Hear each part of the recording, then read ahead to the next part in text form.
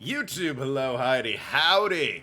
Good evening, good morning, good afternoon, good night. Yo, quick story time. I smell like gasoline. I went to fill up my car. Crazy, right? And I don't spill a drop of gasoline on me while I'm filling up my car with gasoline. It's the weirdest thing. And I realize as I'm putting the pump back, I smell a little bit like gasoline. And it's because, you're never going to believe this, I actually spilled a shit ton on myself. I then went home and had a cigarette. I am dead. That's the moral of the story. Don't do that. Drugs, they're messed up. Nathan, get out of my webcam. Alright, bridge to turnabout. Let's do this. Kinda started last time. The girl, let her go. There they are, on the bridge. Nowhere to go. Bridge is out, you fool. Stupid idiot. Should have thought of that before you got on the bridge. Shut up. Come closer, and I kill her. Oh my god, who is this? Sorry, but you're not going to get the chance. Was it dramatic? Bang! Like a sack of wet potato salad. There he goes. That bridge looks unsafe? I agree. It does look unsafe. Nathan, get out of my goddamn webcam. What did I just tell you? Ugh. I'm reading through the file of an old court case. It was the first of my longtime mentor, Mia Fey. Fugitive data. Why is it like this? Terry Falls. Oh, what the hell's up with your face? Kidnapping, murder, death penalty. Why's he got barbed wire all over his face? After escaping, Falls met with, then murdered Sergeant Valerie Hawthorne, recaptured on Eagle Mountain about 8 hours after his escape. Her very first client was a death row inmate who had recently broken out of prison. Harsh. That was a whole year before me and I ever met. Look at her first case, huh? Guy on death row who murdered someone. That's rough, buddy. Hard time defending that. 6 years earlier. February 16th. Why, that's just 2 days after Valentine's Day. And nowhere near what today is. Oh god, I have to do my Mia voice. I'm so nervous. It feels like I'm gonna die. I never should have accepted this case. No, probably not. It is a doozy of a case. Oh, this fucking guy. 073D? I'm guessing there's a ring. Good morning. Don't be so jumpy, Mia. I didn't do nothing. I swear, I didn't kill nobody. I didn't kill nobody. Terry Falls, my first client. Well, it already looks like he's guilty, so don't know why he showed up to court like that. Sentenced to death 5 years ago. He looks great for a man who was killed 5 years ago. I'll be honest with you. That guy looks healthy. And now, a prisoner escapee. I mean, if it took him 5 years to kill this guy, I'd have tried to escape too, frankly. Just relax, Mia. Make small talk and try and relax him. Also, like, what is the point of this trial? He's on death row. He escaped, kidnapped, and murdered somebody. Are they gonna try him and put him on super death row? What's your end game for putting this guy on trial? I gotta know. What do we, if we find him not guilty, is he suddenly innocent of the other thing he did that got him on death row? What's your angle? What's the purpose? I was expecting Gag to do random voice for each character, Mia for Edgeworth, Gumshoe for Mia, etc. It's a good idea. That is a good idea. But I can't give Nathan credit for things, so... what to do? Can I delete that message? No, I can pin it, which is the opposite of deleting it. That is unfortunate. God, if only someone else has had that idea, Nathan. Also, I can't change now. It'd look like a flip-flopper. Eek! I'm sorry. I didn't do nothing. I didn't kill nobody. I guess he could be the judge. I don't know who's in this case is the problem. I never I never lie. I didn't escape from nowhere. Ah, so you did escape. Guilty. Case closed. Easy. I'm trying to delete you, run away. No, just Nathan. But Mr. Falls, the police just recaptured it 10 days ago. Besides, do you know how annoying it would be to try and keep track of who all's voices I'm doing if I'm doing fake voices for everyone? Like getting them all backwards and wrong. That would be so annoying. That would be the most annoying thing in the world for me, to try and remember. Sorry, I told a little lie. Oh, I should have also flipped the emote wall. I mean, it's exactly the same as you remember it. See? Exactly the same as you remember it. Ah, bye. But anyway, I didn't do it. I never killed nobody. Sorry for asking, but you're on death row, right? I'm really, really sorry. They sentenced me to die 5 years ago. But they're very bad at it. I mean, look at me. Do I look dead? No. I'm actually looking pretty good. You see the muscles under this thing? I'm biting a fucking iron ball that I'm holding with 2 hands here. Pretty jacked, actually. If anything, I've gotten stronger since prison. The opposite of killing me. That woman, she lied in her testimony. That's why I got the death penalty. Aw, Terry. I don't know anything about you. Valerie's autopsy report. Stabbed with a knife in the back. Died from blood loss between 4 and 5 p.m. It seemed like she was shot based on the fucking fall from the thing. There we go. 25. You're 25? That is a rough 25, my guy. Sentenced to death 5 years ago. Escaped from custody 2 days ago. Valerie Hawthorne, 23. Police officer, key witness in the case against Falls 5 years ago. Executions often take a long time to be carried out, as far as I know. Nathan, how much do you know about murdering people? Could you explain to us your process of murdering somebody and getting away with it? Hiding the body so that the police will never find it? If you could maybe go into great detail about that on camera, I would really appreciate that. I swear, I didn't kill her. I could never do that. 2 days ago, he escaped from the police wagon when it crashed. Then about 8 hours later, a policewoman was murdered before the police could recapture him. The police believe that Terry Falls did it. After you escaped, did you meet a policewoman? I thought that was like a noose around his neck at first, like Solomon Grundy style. I think it's a gold chain, or it's meant to be. I don't fucking know. Yeah, I did. She's the reason I escaped. Why is the chat upside down? It's always been that way. You're misremembering it. So, that much is true. He did meet with the victim. But I didn't kill her. She was alive when I left. She was alive. It's true. I can trust him, right? I mean, I should. Ha! Oh. Oh, this fucking guy. Look at this suave motherfucker with his fucking suave-ass eyebrows. I mean, you're clearly Godot based on the suit and the vest and the facial hair and the regular hair and the tone of your skin.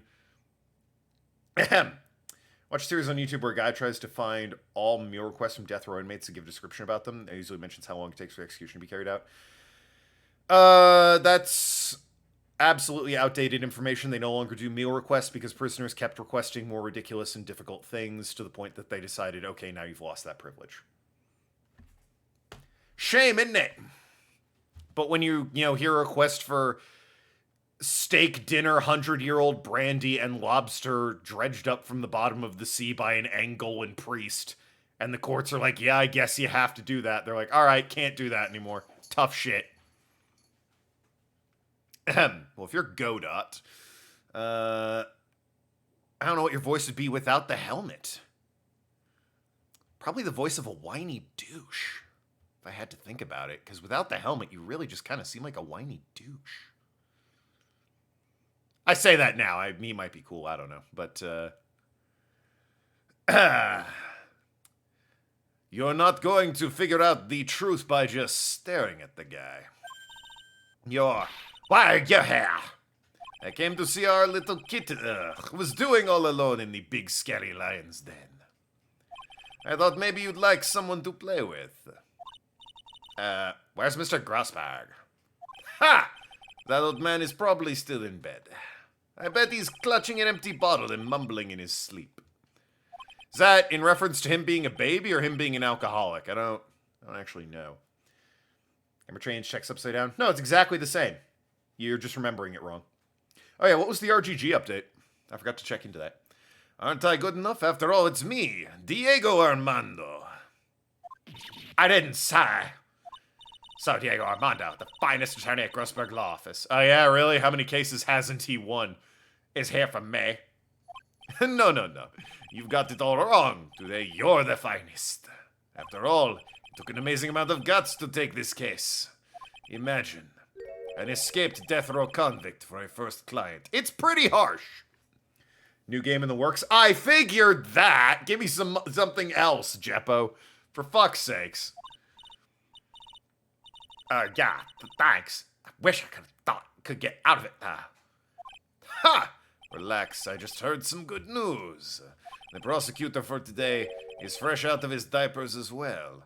Never won a case. Boy, you could bet your bottom dollar I would never do that. I would never be like this super douchey prosecutor who, having never even tried a case, would be all confident and cocky like a total piece of shit. Really? However, unlike a certain somebody who I won't mention, he's earned the reputation as a genius since the beginning of his law career. Genius? Well, it's about time to head in. Mia? Shh. It's go time! It isn't Kiwami 3, but Yokohaya said that he wants to do Kiwami 3, so we'll probably get next year. Oh, hell yeah. What's the new game, then? Is it Majima Construction in a full-fledged game, otherwise known as the worst-selling Yakuza game of all time? A solitary confinement cell for the condemned must be the world's loneliest place. No, it's actually right here, twitch.tv/Tokenlad.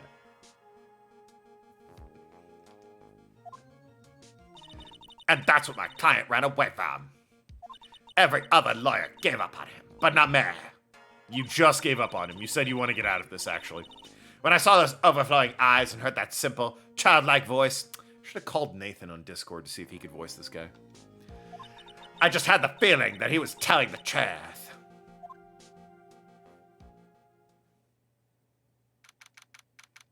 "10 a.m.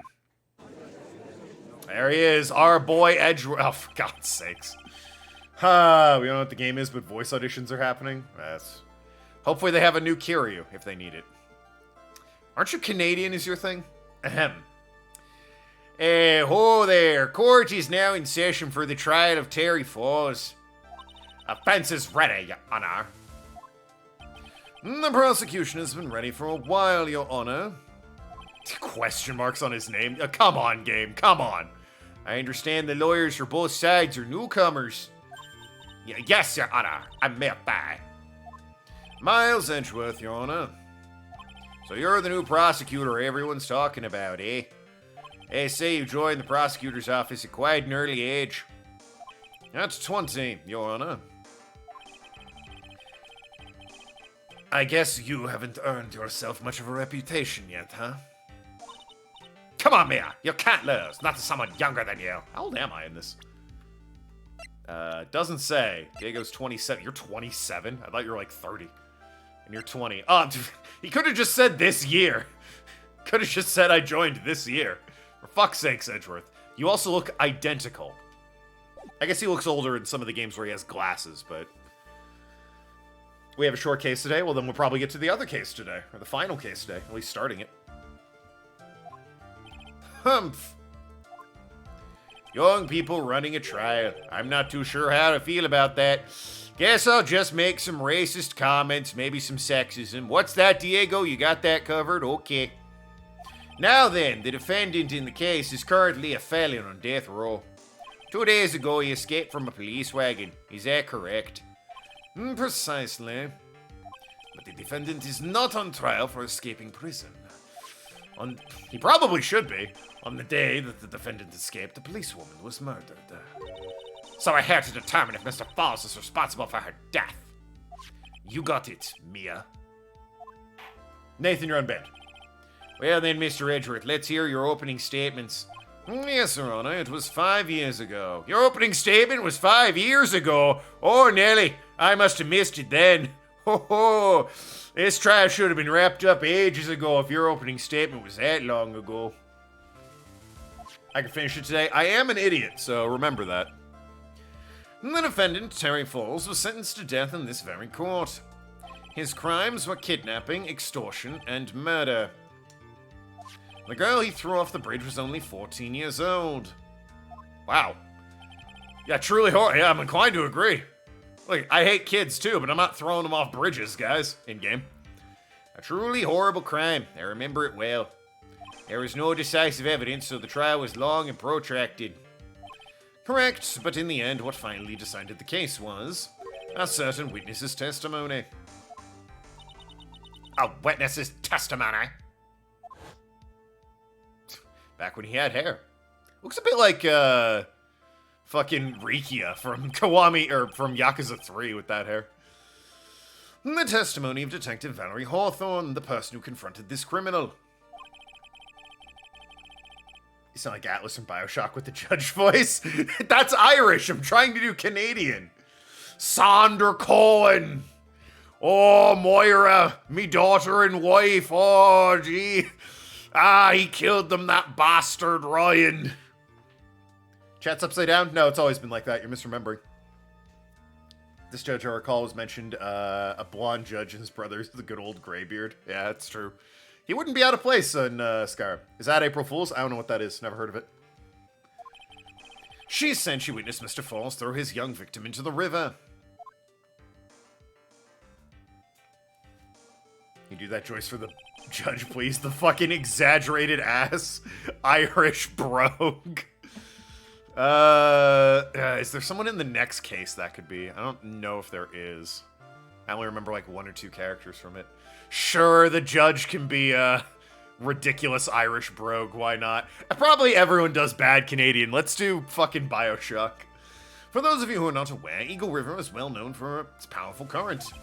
Most bodies that fall in are never recovered. How many bodies fall in this river? What do you mean? I guess we wouldn't know, they're not recovered. But still, why is that a statistic? So Miss Hawthorne's testimony is the one that put him away. That policewoman you just mentioned, that wouldn't be. Fucking awful voice. Awful. I hate it. Exactly. The victim, the same woman that was killed 2 days ago. Police Sergeant Valerie Hawthorne. I want it to be known that's not what I use when I go Irish accent. That's just what that's the voice from Bioshock I'm trying to do. Ah, I see. The man who was sentenced to death based on her testimony escaped 2 days ago. With only one thing on his mind, to take revenge against the woman who convicted him. Ah, the truth is becoming clear to me now. Huh. Yes, yes. It's quite obvious the defendant is guilty. Yo, jumping the gun a little bit, aren't we, Blondie? Wait a minute, that's not right. At least hear the case before you decide the outcome, Your Honor.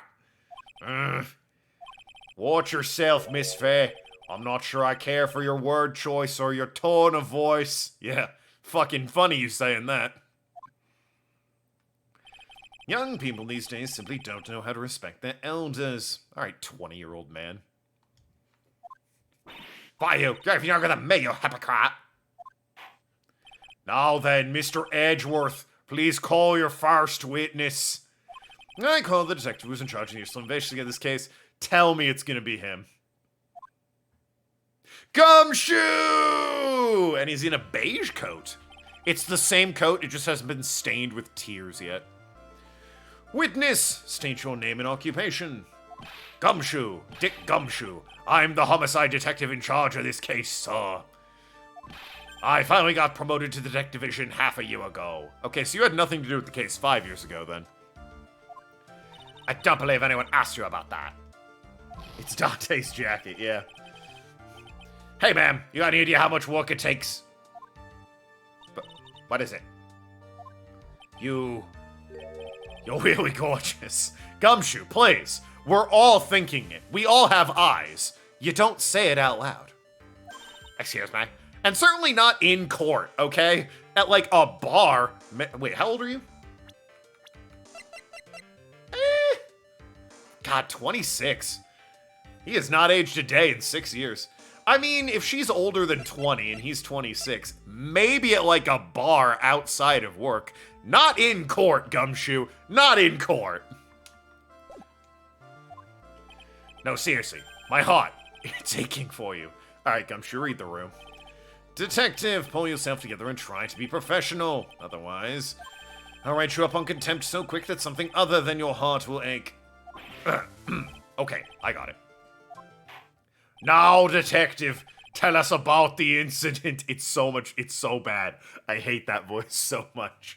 But I also love how much I hate it. Yes, sir, right away. The victim was Sergeant Valerie Hawthorne, a veteran of the police force. She was stabbed in the back with a knife and died from excessive blood loss. That much is already stated in the autopsy report. The court would like to hear more details about the incident itself. Besides, when we play Bioshock finally, you can all hear how spot-on perfect my impersonation is. Yes, sir, I gotcha. Okay, let's take a look at this aerial map of the area here. Okay. This is a sketch of Dusky Bridge, an old suspension bridge. Alright, so that's 5 yards is the key. Bridge is about 20 yards, 25, but it's out right about there. Water over there, suspension bridge, those ropes where that X is. Car, pathway that way. Bridge is entirely unsafe. It's there's a hole in it above what appears to be rocks. And that's about it. And the river that runs under it is Eagle River. The victim and the defendant met there, on top of the bridge. After stabbing her in the back, the killer carried the victim back to his car. He was recaptured at a police checkpoint trying to make his getaway, so why didn't you just chuck it over the side? Like, what? I see. He's also very quickly turning into JFK from Clone High. Was the victim's blood found on the bridge? The victim, Sergeant Valerie Hawthorne, was wearing a thick coat, sir. Unfortunately, no traces of blood were found on the bridge. Mr. Edgeworth, I warn you, I absolutely despise conjecture. If there was no blood on the bridge, you have no proof that they even met there. Your Honor, shut up and let me do my thing. If you would listen to the testimony we have prepared, I'm sure you'll be convinced. This is back when Edgeworth was young and douchey. And the two of them most certainly did meet on the bridge that day. I like that he's got, like, the same hair, but his eyes are, like, a bit more young. Hard to explain it, but he does look a bit younger. It's actually unlike this guy. Why, Mr. Edgeworth? Did you give someone else a JFK clone voice recently as well? Probably a throwaway character, like a bailiff or a Oh no, I gave it to the boyfriend that beat up Larry from the Mask to Mask case, which is such a minor character. Who gives a shit? I'm not sure I like you wagging your finger at me as though I were some hoser. Detective, proceed with your testimony. Yes, sir. Here we go, Mia. Hang on. I forgot you were there, honestly. Okay, now, listen carefully, Mia. One little mistake and this guy will drink you for morning tea. Trust me and get ready. You like tea? What happened to you? My God. I suppose now when he's still young and a douche. He's not a douche anymore. Even in modern times, can't be older than 26 or 27. He's the same age as Phoenix. If this is 6 years ago, yeah, he's 26. And he's less of a douche now. To the point where I would say, not a douche. He was in the Mad on Guard case, Arg. He helped us out. He got Maya free. We just haven't seen him in a while at this point in time. On the day of the incident, an unknown person phoned in the sergeant and asked to meet. Sergeant Hawthorne went to Dusky Bridge at the designated time and met with Mr. Falls. And that's where she was brutally murdered, sir. The criminal stuffed her body into the car trunk and tried to make a getaway. Mr. Falls is arrested at a police checkpoint we set up at the base of the mountain. Well, you certainly have established an importance of the bridge. Well, we did. I don't know why they met there. Naturally. Now, would the defense please hurry up and proceed with the cross-examination? Yes, Your Honor. Cross-examination. Coming right up. Hey, settle down there, Mia. If you keep trembling like that, you're going to make me spill my coffee. Is it tea or coffee, you son of a bitch? Make up your mind. I'm not trembling. It's just cold in here. The courtroom can be a cold battlefield, all right, especially for a beginner. I don't need you to worry about me. I mean, the defendant, the witness, everyone's a beginner in here. Well, I mean, the defendant clearly isn't. He's a death row inmate, but all right. A banged up bridge, not a place to meet. Yeah, you think it'd also be closed, right? Ha! You got me there. But also the judge isn't, I'm not, the defendant isn't. It's really just you, that detective, and the prosecutor. But maybe you should keep your claws out and show them what you've got, Mia. It's okay, Mia. Stay calm. Just remember those court procedure videos you stayed up all last night watching. Ah, she was young once, too. Didn't Phoenix say something similar in his first trial? Day of the incident, an unknown person phoned to meet the sergeant. This unknown person! You have no idea who it might be, right? Sorry, but I'm afraid I do. What? The one who called Sergeant Hawthorne was a defendant. Towie Falls. What? The defendant! The defendant called her! Sergeant Hawthorne was a very thorough person, so you have to note about her phone call with Mr. Falls. A note? Yeah, a top-secret memo she left in her desk. Okay, let's check it. Valentine's Day. Falls, 4:30 p.m. at that bridge. Wear white scarf for identification. Talk to Dahlia. Tell her this time the whole truth must come out. Well, this isn't ominous at all. According to this note, it seems the one who called her to the bridge was indeed the defendant, Terry Falls. Whose bright idea was it to keep that note from me? Ha! Looks like the judge is even more sure of his verdict now. Listen up. Never ask a question if you don't already know the answer. That's the worst advice I've ever heard in my life. What? That's the exact time to ask a question. When I don't know if I know the answer, I'm not gonna ask a question. What the hell is wrong with you? No wonder you're a terrible lawyer. It's a detective's fault. He's the one that said unknown person. Hey now, don't make that face at me. I just said it that way because the prosecutor told me to. Was that a trap? With that cute face, I'd expect him to be so sneaky. She's right, he is cute. Humph. 20-year-old Edgeworth pouting.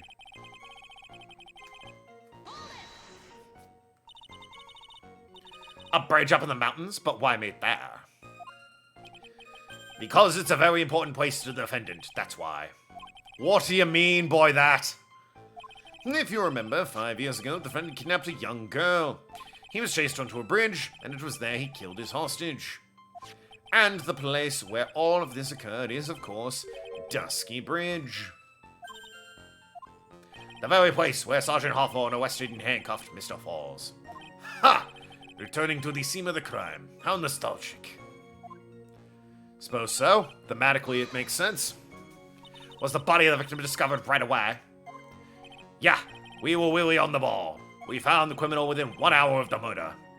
It was great. We even got to say, don't move, we've got you surrounded. Wait a second. Isn't there something weird about that? The location was a suspension bridge up in the mountains. So how did they find out about the crime so quickly? Sergeant Hawthorne must have mentioned the phone call to someone else, right? Ha! If that's what had happened, then she wouldn't have been killed. I mean, it's possible. Hey, I'm going up to the bridge by myself to meet with this guy. I think I can talk him down, hang back, set up a checkpoint at the bottom of the mountain. Didn't work out, but that definitely could have happened. She never mentioned the phone call from Mr. Falls, but she ought to know our desk about it. If only I had noticed it earlier, maybe she'd still be alive. I wonder why she didn't mention the phone call to anyone. Criminal stuffed the body in a trunk.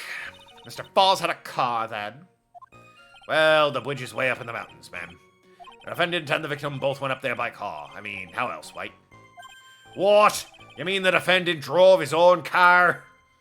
No, of course not. It was stolen. He stole it from a young couple that had been waiting in a red light. Car thieves. I'm not sure how I feel about car thieves. Probably not good, right? Like, that is a crime. Literally, that it's crime. You can fucking lambast them for it. Is this guy sure how he feels about anything? Yeah, he feels terrible about his voice. Edgy stated himself. Apparently quite a number of people fall off the bridge and most of their bodies aren't recovered. Yeah, it's true. Points to two of them. Not a bad place to meet. It was a bad place to meet. Well, I mean, if he was gonna kill her, it's a great place to meet because he just hucked her body over the side. I don't know why he stuffed it in the car and tried to drive away. That's the bit I don't get. This is a photo of the stolen car's trunk. Boy, you just left her there when you took the photo, huh? Naturally, the body of Valerie Hawthorne is in there. Whoa! That doesn't look too comfortable. Well, the woman's dead, Your Honor, so... The victim. She was stabbed in the back, correct? Yeah. Ha! For some reason, men always seem to get stabbed in the back.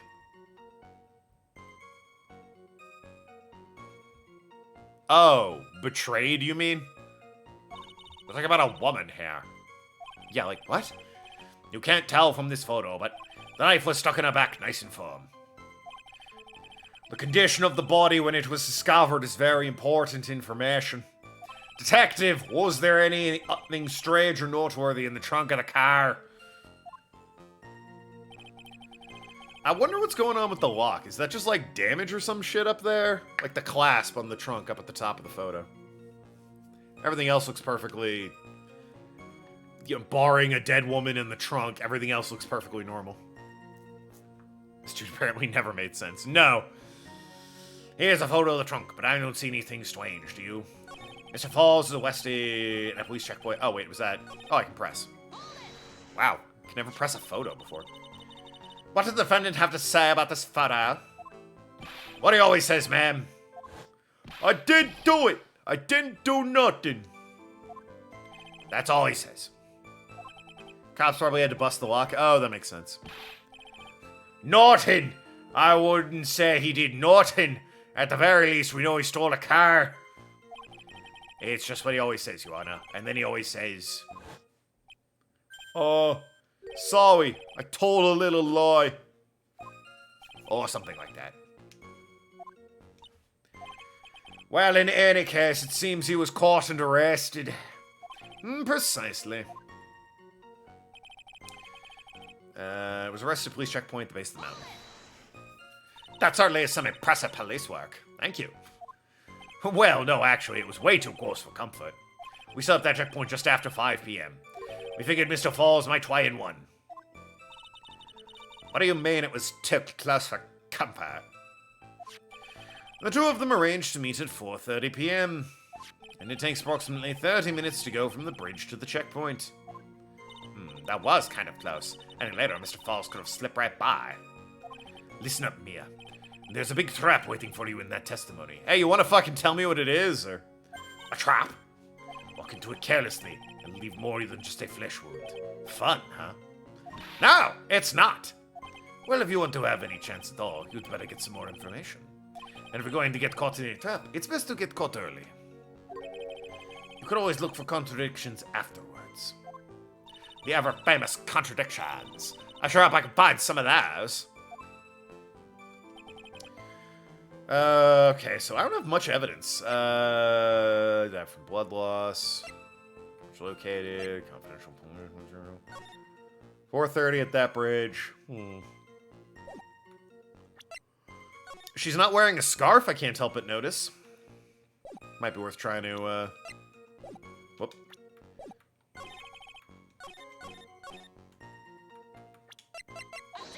Yeah.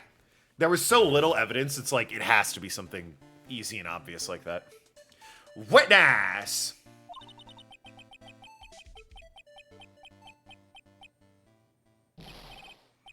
What is it? Do you have something to say, Miss Faye?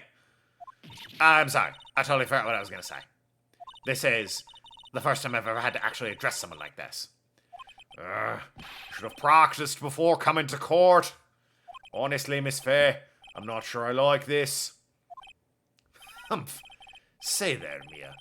Want a piece of my coffee candy? Candy? Well, you're still too young to be drinking real coffee. She's like 23. Come on, Mia. Shake it off. You're a liar. Is that not the right answer? Detective! Yes, ma'am. Oh, no, it was. They're just giving me shit, I guess. This photo. You said there was nothing peculiar about it. Is that correct? Yeah, that's what I said. Well then. I should just take another look at the note written by the victim. The note? It very clearly says, wear white scarf for identification. The caller must have forgotten what the victim looked like, thus the special request. I have one very simple question for you, detective. Where is the white scarf? I can't seem to find it in this photo. Well, to be honest, the woman is still dead and was found in the trunk of the accused's car, and she was alive early that afternoon, and he was, like, driving down from the bridge with it, so I really don't know if the scarf is that important, Miss Mia. We didn't find it in the trunk, ma'am. And you stopped there? You should have looked for it.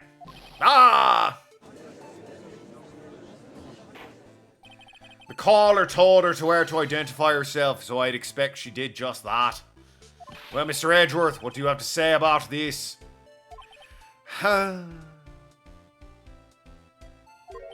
I see the defense is a little lacking. Edgeworth, have you seen her tits?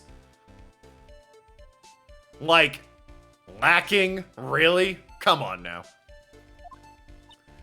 Absolutely not. I think the fuck you owe her an apology. The scarf you are searching so desperately for. Is it this one, perchance? Ah! Where did you find that, sir? On Dusky Bridge. I was there first and decided to conduct my own investigation. I'm thinking of making a habit out of it. Maybe 1 or 2 outings with a young woman declaring herself to be a thief. Maybe I'll bring you along once, Gumshoe, but not twice. No, that would get tedious. Yes, a habit out of my own investigation. Why didn't you tell me? I made a decision to keep all pieces of evidence in my personal satchel. Well, that contaminates them and leaves them suspect to forgery, doesn't it? Idiot. It's the safest place I know. Huh. That hotshot sure has flair for the dramatic. Well, he's not wrong there. It's not exactly white as the caller requested, but as you can see, it's close enough for what it was intended for. Looks like it spent some time in the mud. I keep wanting to default back to Hosier Canadian. Not surprising, it was drizzling that day on the mountain. Prosecutor Edgeworth, he was intentionally hiding that scarf the whole time. The court will accept the scarf into evidence. Why did my phone go off? Not important right now. Now, if the attorney for the defense is finished embarrassing herself, I'd like to move on with the testimony. That is all right with you, isn't it, Miss Faye? Boy, would I like to wrap this scarf around his smarmy little neck. Very good. Now, if we're done with the mud-covered scarf business, the prosecution moves to establish conclusively and with hard evidence that Miss Hawthorne and Mr. Falls did indeed meet on the bridge that day. Further, we will show exactly what occurred there. That sounds quite promising. I can't wait to hear all about it. Everything is moving at his whim. Don't forget, Mia, there's a reason why everyone considers this kid a genius. It's entirely how he is dressed. It's very distracting. A genius, huh? I like that they... There's continuity with that stupid outfit he's wearing, wherein, Rise from the Ashes, well, I think this suit first appeared, I think, in this court, or in this case, because in Rise from the Ashes in the first game, it's mounted on his wall as, like, the suit he, won his first trial. And spoilers, we lose this, I guess, because we know Edgeworth wins his first trial, and this is the first trial. Back in Edgeworth Investigation 1, there's a flashback case to what was going to be his first trial, and he's in this suit again, but he doesn't get... That trial is canceled, so he doesn't get a chance to actually be the prosecutor of that. It does feature 13-year-old Francesca von Karma, who is adorable, by the way. So she is a cute kid. Grew up to be a psychopathic, whip-wielding woman, so, 10 out of 10, but cute kid. She has a riding crop as part of the joke. It's pretty funny. Actually, there's an eyewitness who was there when it took place. The photo was accidentally taken by the witness. How do you accidentally take a photo? It shows the Vic wearing the scarf, sir. Are they on the... What? Hold on. Where was this taken from? Based on the angle, it would have had to have been... like... just southeast of the car before you get to the lip. That or, like, the zoom is really weird. I guess they could also be on the northwest side of the bridge. Yeah, I guess. You can't really see which part of the bridge doesn't have bridge anymore. I guess this could be the northwest. Okay, man, I guess, yeah, it must be the northwest side. It shows the Vic wearing the scarf, so it was visiting that day. Unfortunately, it's a little hard to see what's going on. You meant the crime was accidentally, taken, not the photograph itself as the accident. Oh, okay. Anyway, the criminal shoved the victim down from behind and stabbed her in the back. That must have been when the scarf fell off. Looking at this photo, you really get a sense that the bridge is very high up. I mean, do you? Can't really see the bottom at all. Could be right underneath the frame there, actually. It's about a 40-foot drop from the bridge down to the Eagle River. Mr. Edgeworth, who took this photo anyway? Let's just say it was a well-intentioned third party. Ah, potential witness. So why isn't this person in the courtroom? He's slipping back to Canadian. Why isn't this person in the courtroom? Well, they said they absolutely did not want to testify. The person in question is very delicate, Your Honor. Besides, as long as we have this photo, we have no reason to compel them to testify. I'm not sure how I feel about that. So as you can see, Terry Falls, like, when I first saw the photo, I thought it was like she had her back to the broken bridge and Falls was approaching. It's got to have been just taken from, like, the northwest side, because that's the only way he has his back to the broken bridge and she's approaching. As you can see, Terry Falls had both the motive and the opportunity. I think it's quite clear at this point what happened on that bridge. Ah, the truth is becoming clear to me now. Huh? Yes, it's quite obvious. He's clearly guilty. Not again! That's not fair! I haven't even done my cross-examination yet. What do you mean, God, poor Mia. Crime being photographed was an accident, not the witness took a photo by accident. Yeah, no, that, I gotcha. Eyewitness when the incident took place. Who is this eyewitness? She's a college student. A female college student. That's right, women can go to college now, meaning she's female and a college student, ma'am. She doesn't do well in front of other people, so I came to testify for her. Maybe so, but as the attorney of the defense, I have the right to cross-examine her. For the time being, we're not relying on the witness's statements, that's all. What is that supposed to mean? The prosecution has other more decisive evidence. If there's no statement for her to testify about, you can't cross-examine anything. Quod era demonstrandum. Our case does not rest on the vague testimony of a female college student who is college student and a female. A female college student that is both a female and a college student, eh? It means she's female and a college student, sir, the female college student in question. If you absolutely must hear a testimony, you have to give a good reason as to why. Please tell us about the more decisive evidence in question. What the fuck were they talking about? It does say this photo was accidentally taken by the witness. Like, she just had her camera up and accidentally clicked it. Which seems unlikely. The victim is wearing a scarf in the photo, alright. So about the witness who took this photo. What was this person doing all the way in the mountains? She was taking photographs of wildflowers, apparently. There are many unusual types of flora on that mountain, Miss Faye. People in the area say it's because of the spirits that live there. Spirits! Now that you mention it, this photo, this cloudy fog-like thing, is it a ghost? I don't believe it! No, Your Honor, no, I don't think it's a ghost. I'm gonna assume the cloudy fog-like thing is in fact fog. It was drizzling that day, hard to see what was going on. Drizzling, huh? That's right. There was a light rain coming down. The whole place was dreary. But not as dreary as the mood in this courtroom right now. Looks like a cold front just moved in. In any case... The point is, the area was quite damp. There was even some fog.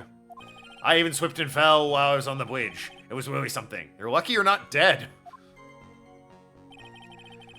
Criminal shoved the victim down and stabbed him in the back. Is that part of the witness's testimony as well? Of course it is.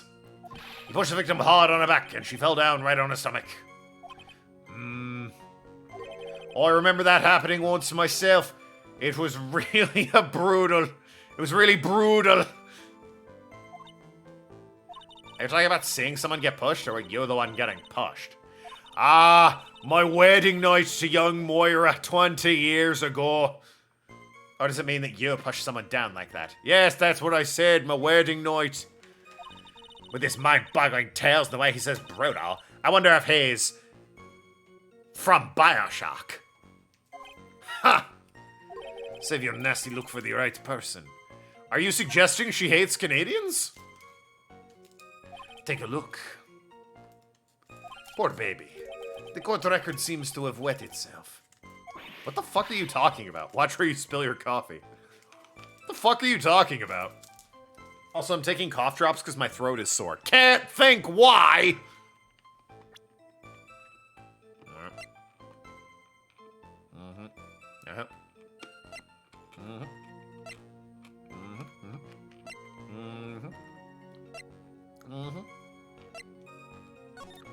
I mean,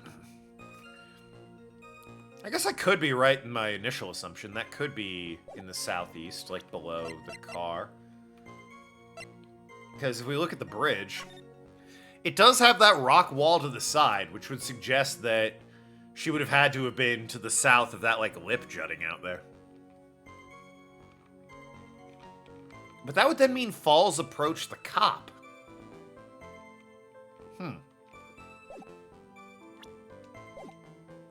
The court record, huh? It must have been when the scarf fell off. So, in other words, there was a struggle between the criminal and the victim, huh? That's what the witness said. My phone again? But why?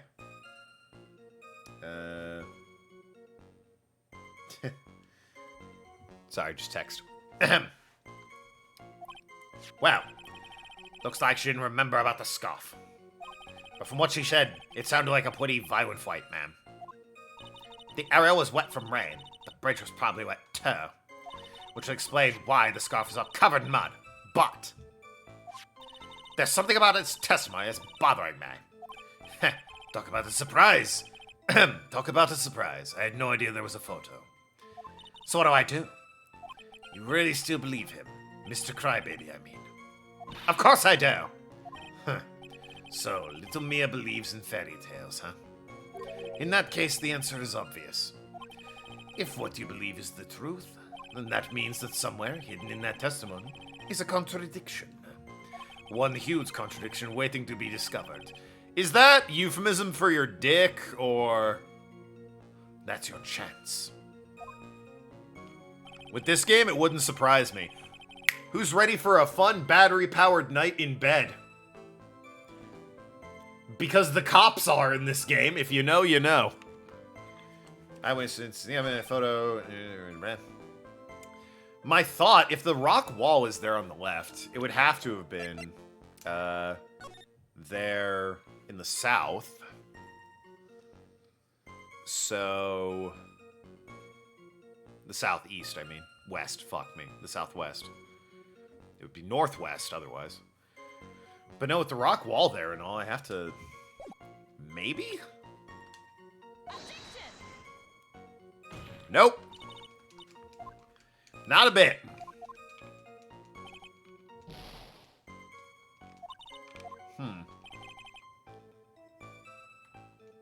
Interesting that day. It was hard to see what's going on.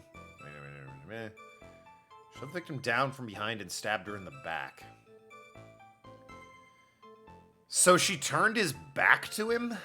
Is that the problem? Because, like, they're facing each other. So she would have at some point turned to walk away from him? Which would have been stupid. Why would you turn your back on a murderer?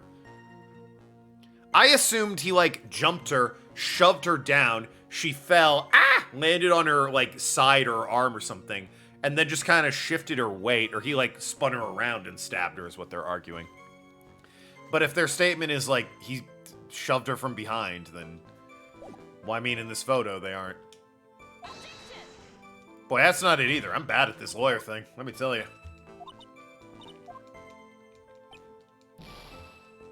I assume the problem's with the photo, right? The victim down from behind, stabbing her back. That must have been when the scarf fell off. And that day, it was a little hard to see what's going on. Well, accidentally taken by the witness. Shows the victim wearing the scarf.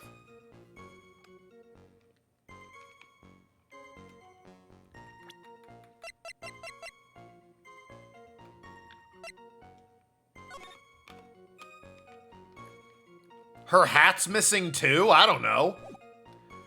Fuck it, why not? Because I'm getting penalized out the wazoo, that's why not. Well, I mean, I just started this fucking case. I'd like to think I can figure this out.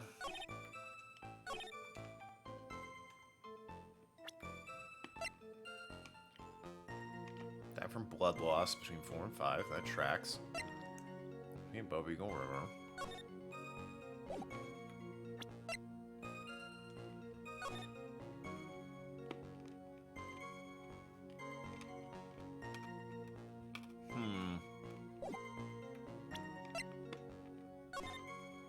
It's the same coat and everything. You can't really make out her face in that photo, but it's the same coat. Minus the hat and scarf.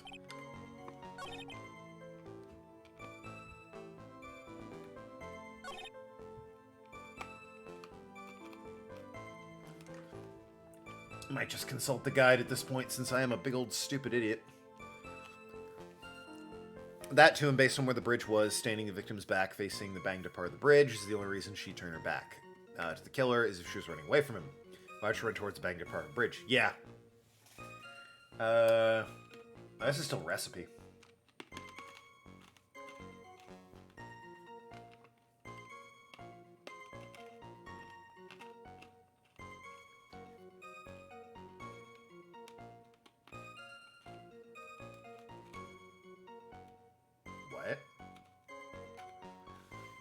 Present crime photo with the statement he shoved her down from behind and stabbed her in the back.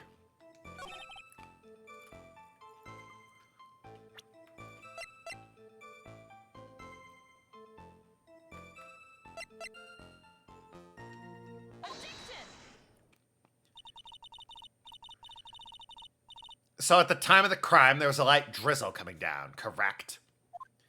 Yeah, and fog too. Just a generally soggy atmosphere. Well, I have evidence that doesn't go with the soggy atmosphere. But this is... Well, this is a photo of the victim's body that was found in the car trunk. Third condition has seen a crime. Something isn't right. She's missing her hat? I don't know. Well, by all means, please enlighten us on what isn't right. What is it about the photo of the trunk of the car doesn't fit with the conditions of that day? I don't fucking know. I'm following a guide. I still don't know. What? The woman's coat? Naturally, the answer is right here. The victim's coat. As far as I can see, there's nothing strange about it. That's exactly what's strange. Recall the testimony. What were the conditions on the bridge that day? Oh. Is it not wet enough for you?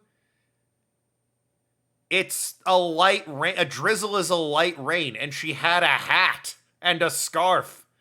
She was in the trunk of the car for half an hour. Fucking. It was drizzling and foggy. Dusky Bridge was all wet. And there really had fallen down her stomach. Oh, okay. That, you know what? That's fair. That's fair.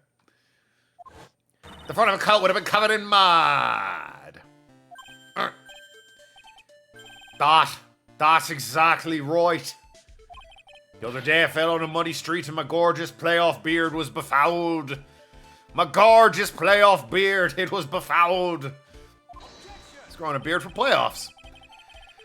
I do admit that the crime scene was quite wet that day. However, that doesn't mean that the top of the bridge itself was muddy. If your honor had fallen in the shower instead of a muddy street, your glorious hockey beard would be pride of legal league, would be wet but not muddy. Fortunately, I have yet to test that. Still, your point is well taken. Can you prove that the surface of the bridge was muddy that day? Well, the scarf, right? The surface of the bridge, huh? Ha! A real man wouldn't stand for a taunt like this. Neither a real woman! You fuck! Of course I can. Here's the evidence that proves the surface of the bridge was muddy. Gotta be the scarf, right? Yeah. The evidence is this scarf. Ah! It should be obvious. What would add to Kiwami 3? Better controls and look better.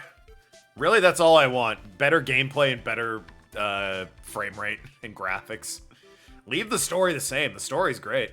I like the story. It's a slow boil, but I like that. If the scarf fell on a bridge and got this muddy. I guess more Majima would be nice. Less blocking. Technically, the blocking's only a problem because the HD version has it in 60 FPS. The 30 FPS one originally on the PS3, not too bad. Mine's great. Oh, yeah, dude, 3 is fantastic. I love 3's story. A lot of people are like, it's too slow. He spends too much time in the beginning in Okinawa at the orphanage. Shut up. It's building the characters. It's great. I love it. I admit it's not as action-paced as 1 or 2, but it's still nice. But, yeah, no, maybe some Majima stuff would be great. More Majima is always welcome. Means the bridge was obviously covered in mud.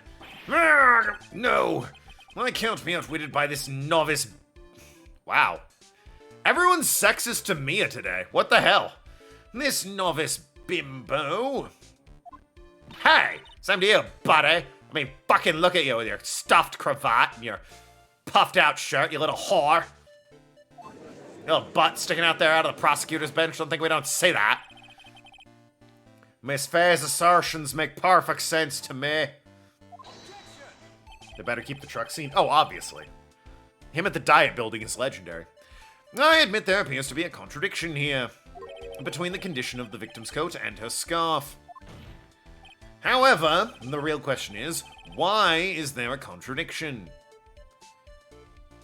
It's getting a little deep there, Edgeworth. Huh? For every contradiction, there exists an explanation. Let's look at the explanation in this case. What in this case may be, shall we? Alright, it's not like he's really giving me a choice here. Ahem. Ha! You're doing pretty well. For a rookie. Mr. Armando. I'm fixing his sexist dialogue because I think we're supposed to like him. Edgeworth we don't like yet, so I guess I'll leave it as is. No matter what he says, a contradiction always comes down to a lie. It's either the victim discovered in the trunk, the witness's photo showing the defendant and the victim, or the witness's testimony that stated she saw the moment of murder. Just relax and think it over. It's pretty simple, isn't it? The false evidence. It is one of those three.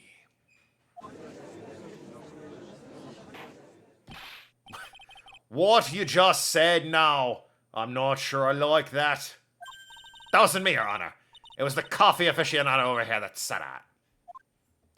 His court is not in the habit of accepting false evidence, you know. Canadian again. Blame it on him, Your Honor. He is the one trying to slip false evidence into the court. But we won't let him. We will expose his evidence as the flimsy scam it really is. Yes! The false evidence in this case is... Well, the body's pretty real, and they found it in the trunk by police, so to say that was wrong would mean the police are in on it.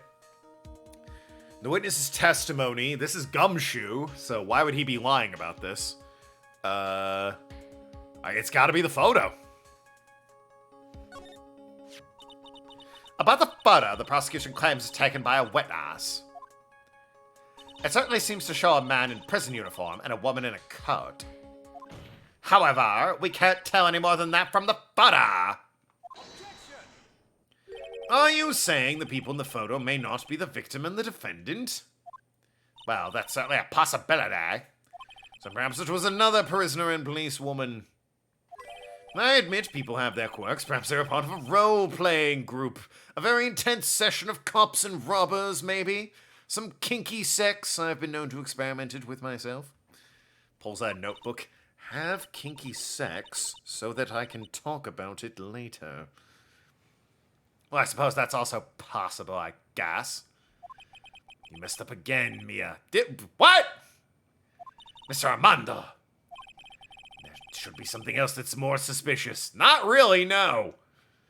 I'll think this whole thing over again.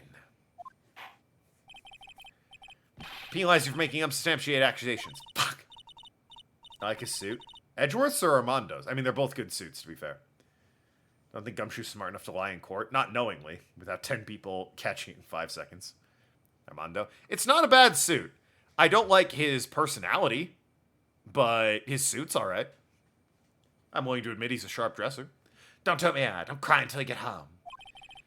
In any case, the court is not in the habit of accepting false evidence, you know. Wait a minute. Okay, I read this already. Remember, Gumshoe's testifying on behalf of someone. Yeah, it can't be the body. It's not the body, so it's got to be the testimony. It's a no-brainer. Obviously, it's the witness that is suspicious. Even though I promise you we're going to find out later, this fucking photo. We're going to find out later this was suspicious the whole time because of where it was taken and how they're facing and all that. So, you know. Fuck me, I guess. During silent testimony, the detective pointed out a crucial fact. The criminal shoved the victim down from behind and stabbed her in the back. Now, that testimony is exactly what the witness claims to have said. Yeah, that's what the witness told us. That testimony is filled with holes. After all, the victim's coat isn't dirty at all. That's true. Ha! It's not just true, it's the truth. That would be true then, yes. If there truly was a decisive witness in this case. I'm certain that boy Wonder over there would have called them in the first place. Flips hair. Yeah, she flips hair, and someone else does that too. The flips hair. I can't think of who. It's a prosecutor or somebody, one of the other defense attorneys as the games go on, but somebody definitely like flips their hair out of the way. Edgeworth does. He'll tap his head like so, like But I don't think, as far as I know, he flips his hair like that. Your Honor. Oh, you know what? Judge. The defense requests to cross-examine the witness. The testimony presented so far has not only been vague, but contradictory as well.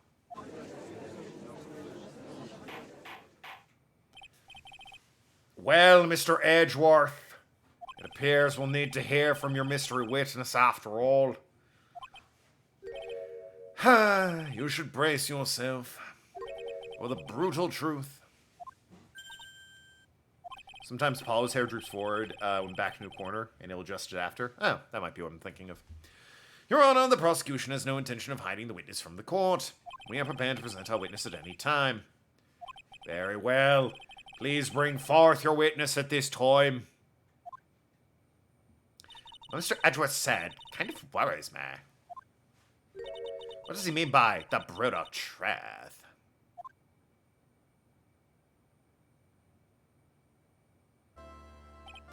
Now, let's proceed with the testimony. Mr. Edgeworth, please go right ahead. Thank you, Your Honor. The prosecution summons the woman who saw the events in their very own eyes. This is it, Mayor. The battle begins here.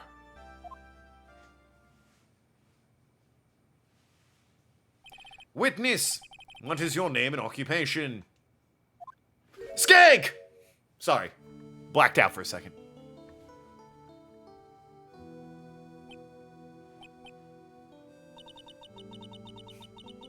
Connecting to chat. No, don't lose my chat. Skank in game. In game. In game.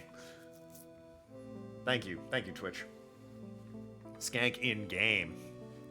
Everyone's so silent I can hear their hearts going pitter-patter. Oh. When I look at you, how can I put it? You look as scrumptious as a double-double in a dozen donut holes. Really doesn't work with the ridiculous Irish, but, you know. Gotta keep the bit up. How old are you? Not said, okay. I feel like I want to hurry up and hand down a verdict just to have a bite of the donuts, right? Hey, not so fast. As I said before, this witness is very sensitive and delicate. I would ask the court please exercise care when addressing her. Yes, indeed.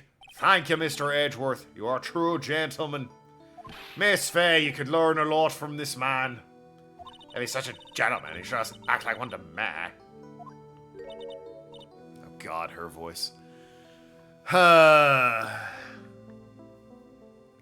Delicate my butt. My butt is delicate. Thank you for noticing, Penguin. What voice to give you? Obviously, it should be high-pitched and delicate, but I can't hit the high notes very well.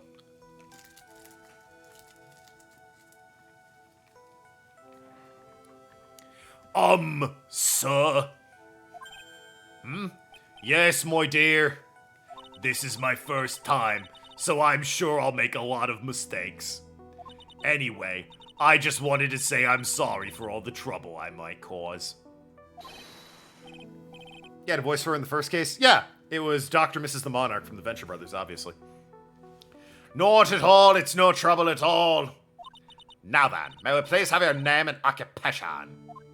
My name is, Melissa Foster. I'm a college student, a freshman in the literature department. You were on the scene when the unfortunate event occurred, correct?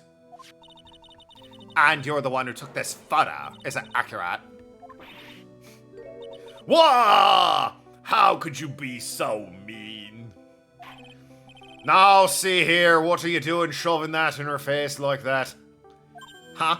But it's just a photograph. That she took. Next time I'll be forced to penalize you. Uh-oh. I don't like the turn this has taken. Is she staring at me? And you would be... I've seen the Venture Brothers movie. I gave up on the Venture Brothers ages ago.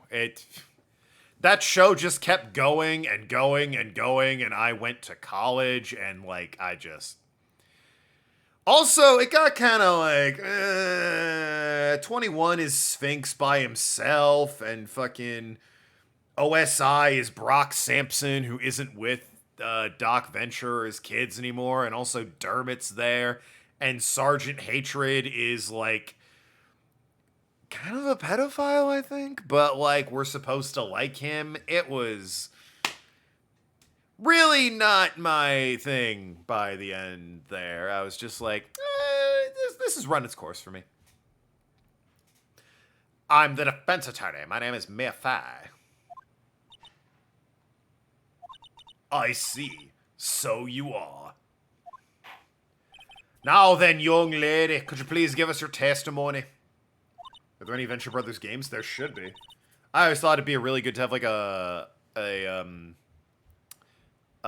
Smash Bros. Style fighter for Venture Brothers with ridiculous powers, like PlayStation Battle Royale All Stars, but it's just Venture Brothers.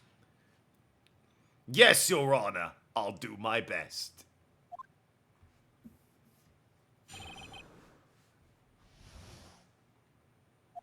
I was using my camera to take pictures of wildflowers. Then I noticed there were two people standing up on the suspension bridge. Suddenly, they just started fighting. That's when I hurried and took the photo that showed the crucial moment. And right after that, I called the police. You'd be a Brock Sampson main? Oh yeah, obviously. I mean, it depends on who's there. Red Skull would be pretty badass, right? Or like Red Death or whatever it is. Crimson Death. I forget what his name is. King Gorilla would be cool. Monstro, if he was there. Two-Ton 21 could be fun. Boy, the way. Where were you standing when the incident occurred? I believe the map would be of help here. I was standing right over here. I was standing in a beautiful field surrounded by tall cliffs. Well then, aren't they facing the wrong way then? Like, just as a thought? Wrong photo again, you stupid idiot. Yeah, I mean, they're facing the wrong way, babe. There's an Aqua Teen Hunger Force golf game for the PS2. Of course it's a golf game. There's a Harvey Birdman Attorney at Law game for the PS2 and Wii. I have the Wii version. Never played it, but I have it. It's actually very similar to Phoenix Wright. So you took the photo from that location, eh? I brought the camera when I was using it at the time, just like Mr. Edgeworth asked me to. Ho ho! What a cute camera. Just like its owner. Sorry, how old is, She's 19, Judge. Calm your bricks, okay? 19. Small but powerful model. Alright then, Miss Faye. Time for your cross-examination. But I warn you, make the witness cry again and you'll feel the wrath of McGavel. You have to suggest it. Hopefully Harvey Birdman and not Aqua Teen Golf, because that would just be kind of... It'd be one stream of golf. Cameron takes some pictures of wildflowers. Did you say wildflowers? Yes, the mountain is famous for its beautiful spring wildflowers. It's only February. Well, I couldn't wait for spring to come. Oh, I know just how you feel. I just like it when I first started growing this glorious beard of mine.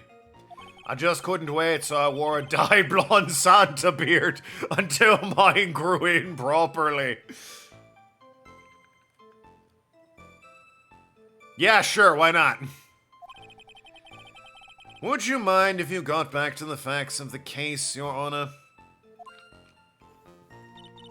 There are two people standing up on the suspension bridge. Was there anything strange about the two of them? I'm a bad girl. I know I am. It looked like they were really having a serious conversation up there. So I decided to watch them, like some kind of peeping Tom. Guess that Atlas only showed up for this case. It's not. I hate doing this voice. It's actually really difficult. Like, to do for long periods of time. So, thrilled he only showed up for this case. Although I had a brief appearance in the Luke Atme case. No, not at all. Everyone is like that. I love watching other people fight too. In fact, I can't get enough of it. Actually, that's why I took this job in the first place. Oh! Too much info, Your Honor. In any case, it's perfectly natural for you to have kept watching them. Especially dressed as they were. Well, anyway, I was watching them very closely. You also took part in the last case? Ah, great. Arrest this woman? We don't know she's evil yet. Thanks, Nathan. He's in the last case, huh? Cool. Does he die? Does he explode? Does he go, oh, I'm sorry, my voice has been ripped away from me and I just have to hold up signs the entire time? Do you have any idea what they're fighting about? No. I have no idea. Why do you ask? Oh, I just thought that maybe you overheard what they said.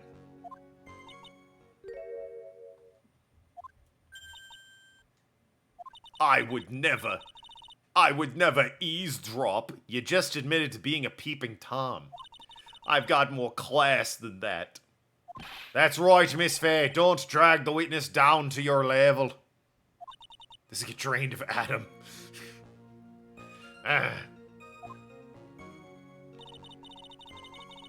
That's what I heard and took the photo that shows the crucial moment.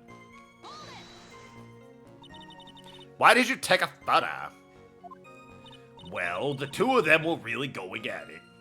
Ever since I was a little girl, I always wanted to be a news reporter. I guess that part of me just kind of took over. Smells like a lie to me. Yes, I understand completely. Even now, I can't completely abandon my boyhood dreams. He wanted to be a spaceman. That's my theory. I still use my grandson to test out my comedy routines on. Even better. Even better than wanting to be a spaceman. He wanted to be a comedian. So he wanted to be a comedian, huh? That has any bearing on that. That beard, he would have killed at Brick Night.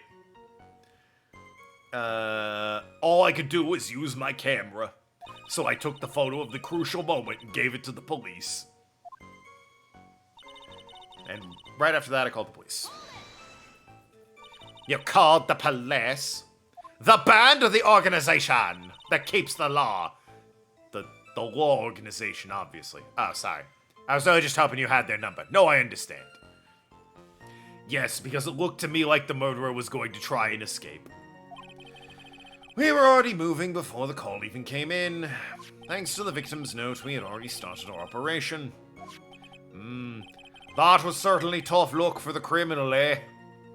If Ted Falls is the criminal, then there must be something strange in that girl's testimony.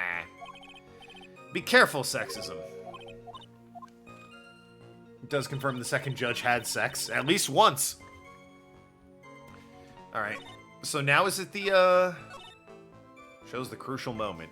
Does it show the crucial moment? They're just standing there. I'll save right here just in case. Because, you know, I'm on a limited budget with my meter here. Small but powerful model. Does it refer to how they're standing?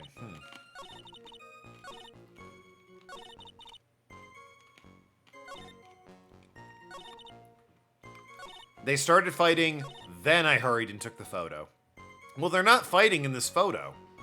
So it should be this. Yeah. Witness! When you said you took a photo of the crucial moment, is this what you meant? All I can see in this photo are two people facing each other. You testified you saw the two of them starting to fight. Normally that's the kind of thing we refer to as a crucial moment. Why haven't you presented a photo like that? Well, you see. The photo we presented was the only one there was. But if you really wanted to capture the crucial moment, then what happened next? You must have taken a photo of it.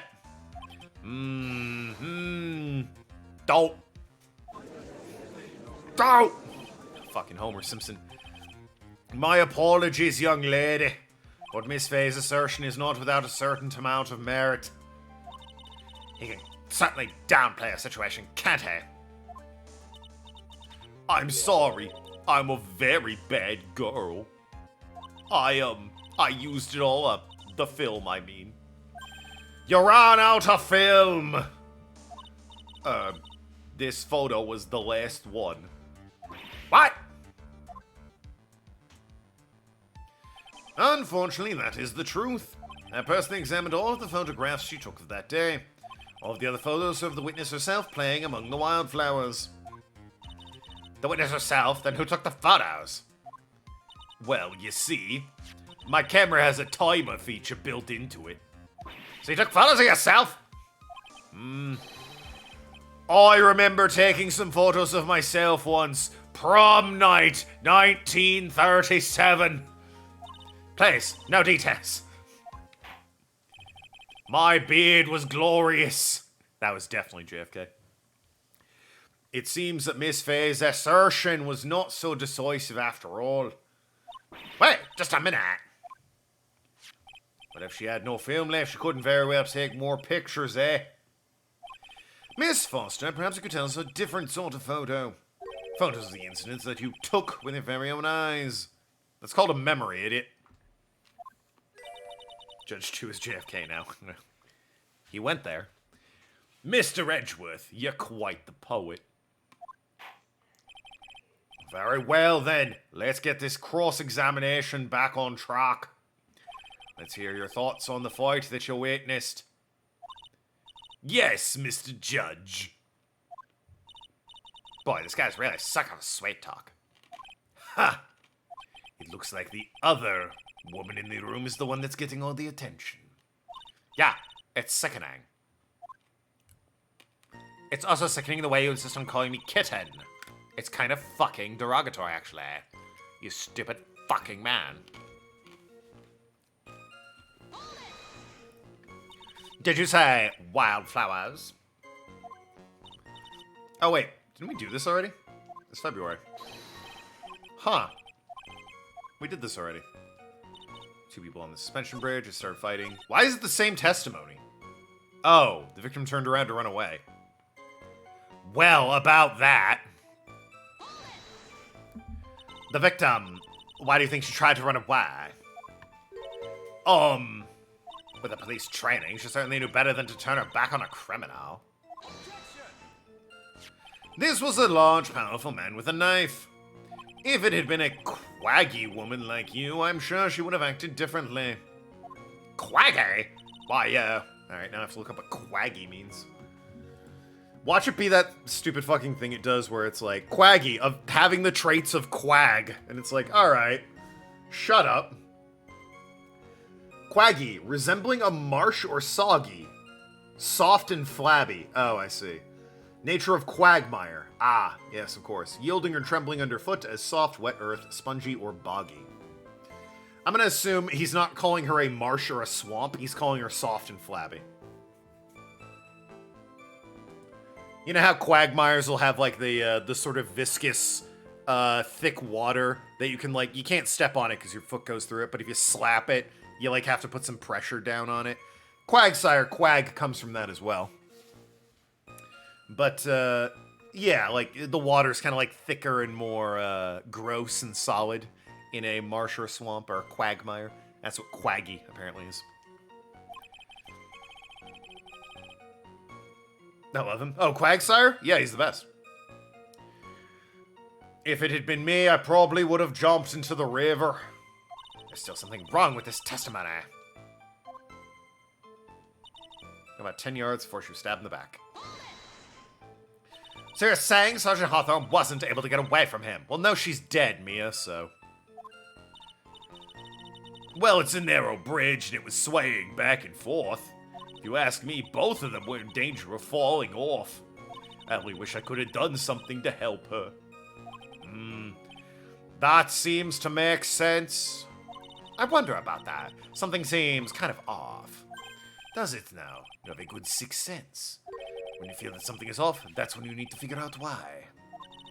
False isn't the criminal. Right. Huh. Whooper's your son? He's a good boy. Good lad. Tried to run away. I got 10 yards.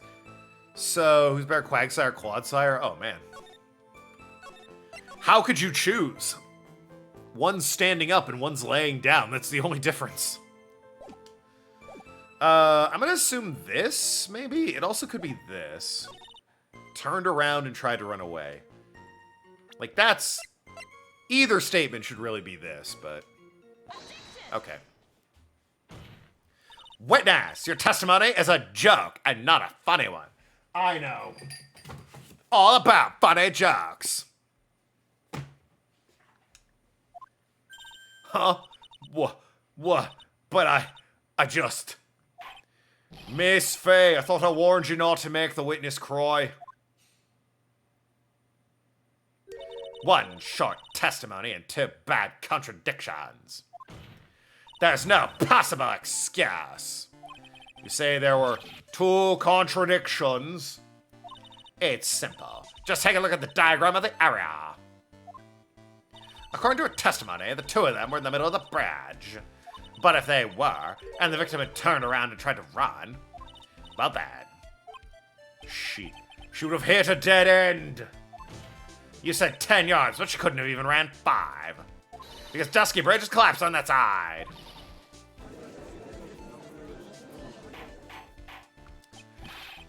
What does all this mean?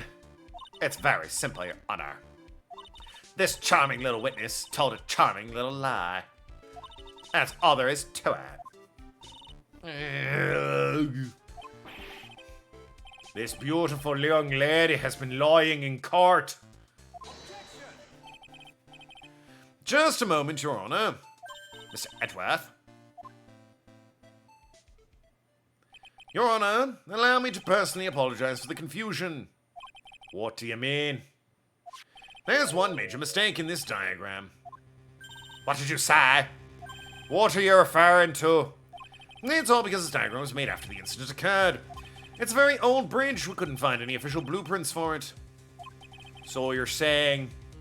I'm saying that even though the bridge is currently in disrepair, there's no evidence that can prove the bridge was broken during the incident. Shit! Edgeworth, you slimeball! That's ridiculous! You can't actually tell the condition of the bridge from this photo. I apologize to the court. I could not have been more clear when I presented the evidence. Ha! That guy is good. The way he just completely bullshitted like that. I'll need to remember to do that later. I'm thinking of defending this outrageous claim that there's a mirror in the middle of the room and no one would notice it. That sounds really stupid when I say it out loud. What do you think? Do you think I could get away with that? Huh? What the fuck are you talking about? Never mind. He's a genius, alright. That diagram of the bridge was his insurance policy. What? The coward! Well, became the real judge for a second there, just out of habit. Ahem. Well, Miss Fair, seems you've once again made a reckless accusation. It would have been really funny if this was just the judge 6 years ago when he was young and full of life. And then in 6 years he lost his hair, went gray.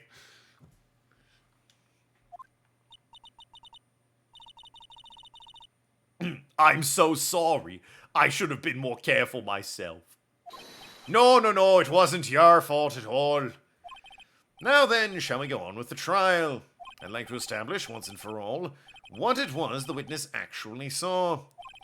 Indeed. All right, young lady. May I ask you please proceed with your testimony? But it's so hard to go on. We're all on your side, Miss Foster. There's no need to worry, just tell us what you saw. Yes, sir. Outrageous.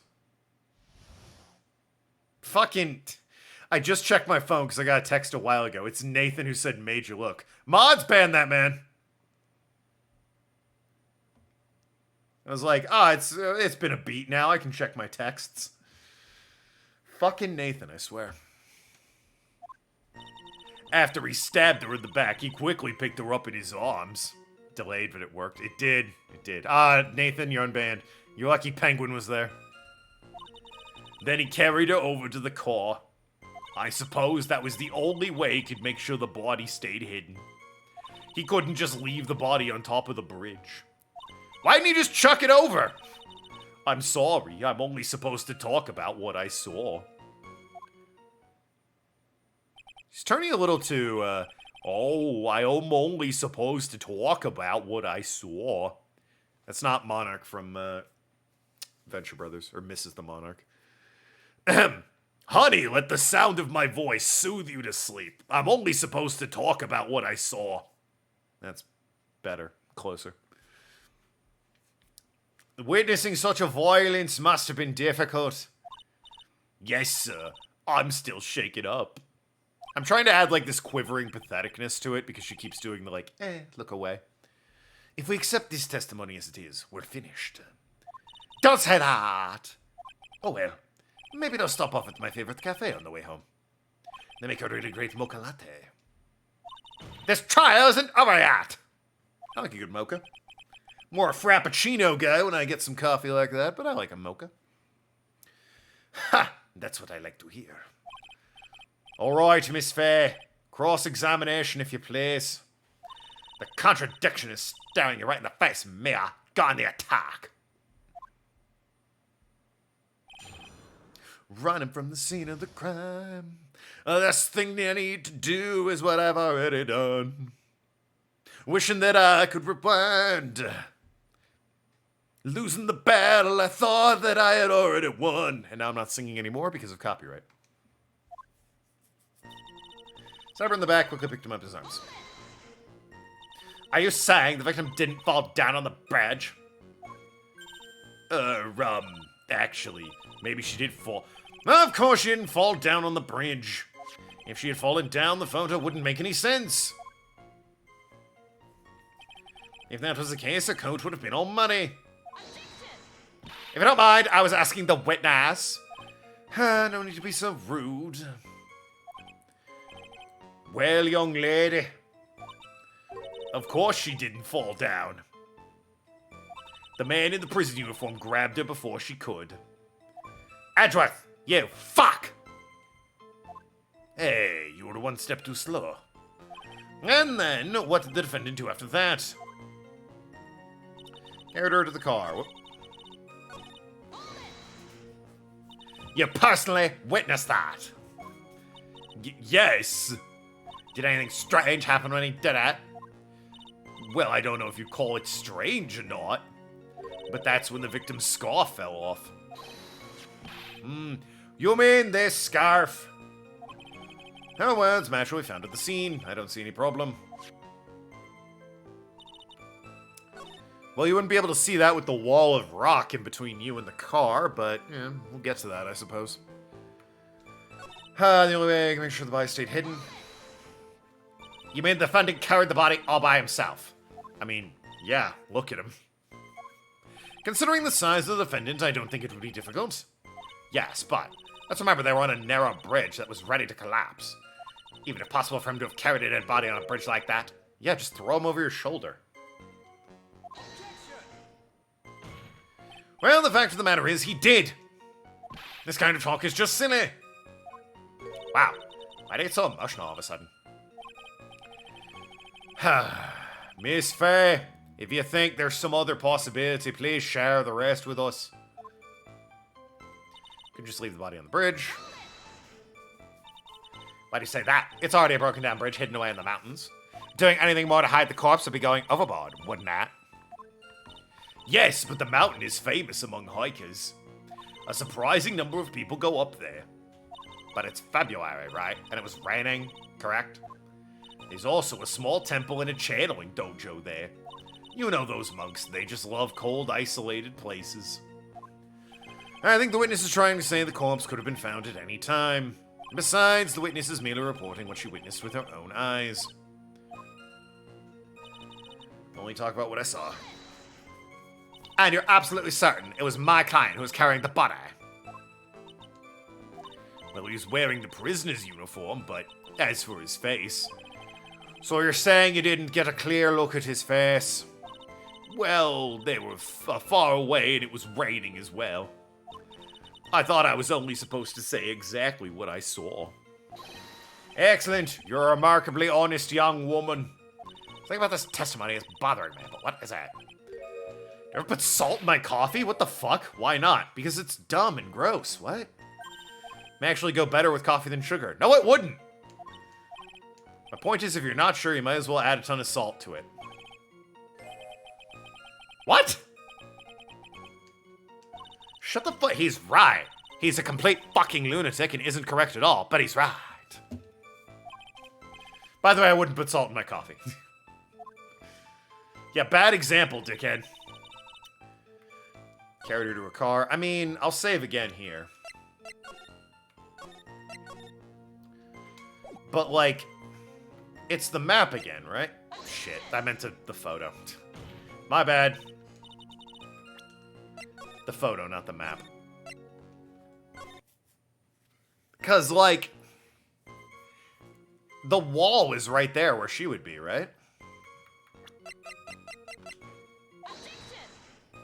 Nope.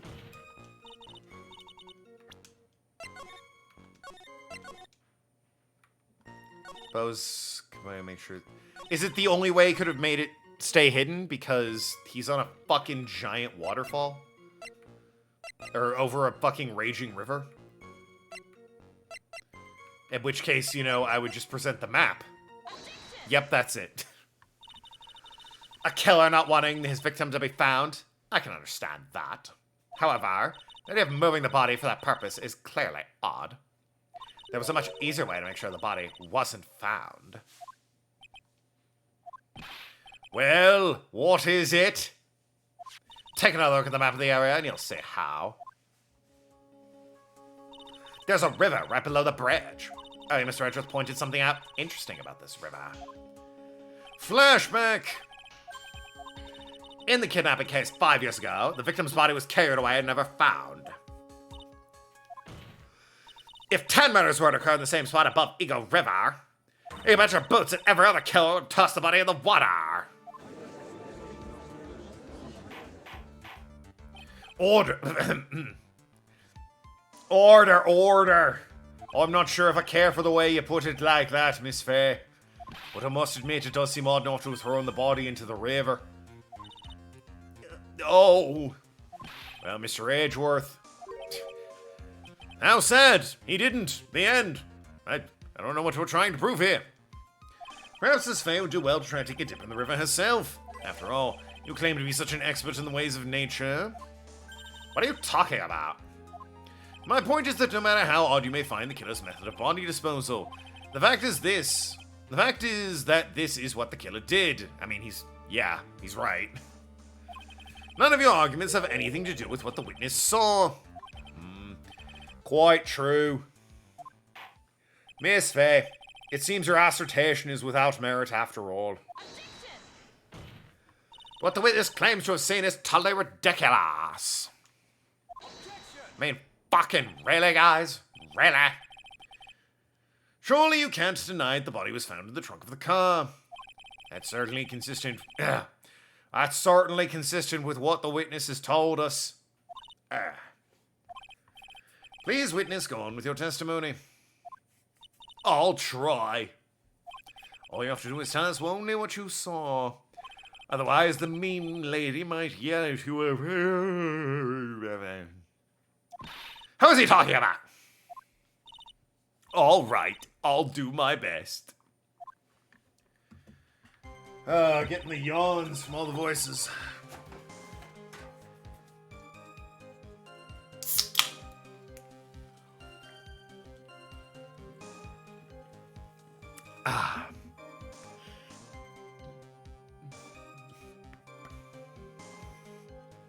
After he stabbed her in the back, he quickly picked her up in his arms. Are you saying the victim didn't fall down on the bridge? Oh wait, we did this too! This is the same testimony again! Seems like a lot of people in this room want to catch some hands. It's true. Everyone who isn't Mia, really. Carried over to the car. Killer broke into the trunk of the stolen car and hid the body there. What did the man do then? Well, naturally, got in the car and was about to flee. That's when I came to my senses. I said to myself, you have to call the police. And so that's when you called the police. You're sure that you saw all that with your own eyes? Yes, I'm 100% certain. Just leave by and top the bridge. Well, I mean, again, I'm gonna save. Are we finally now establishing where she was and how she couldn't have seen it? My wife, she's home.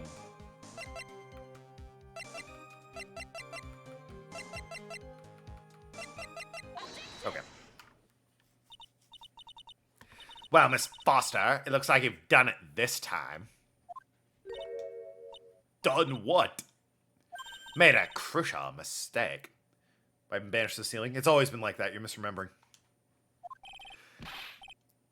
By the way, chat convinced me to do fucking Atlas from BioShock for this judge, so that's what we're going with. A crucial mistake. Like what, Miss Faye?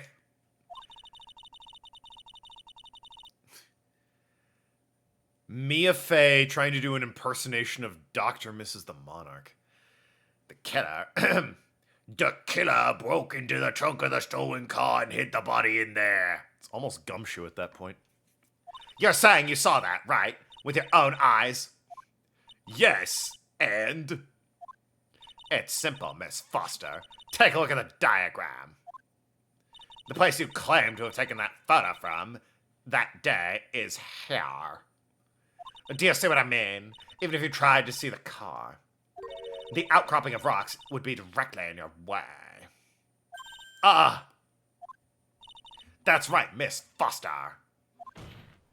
From where you were standing, you could not have possibly seen the killer's car.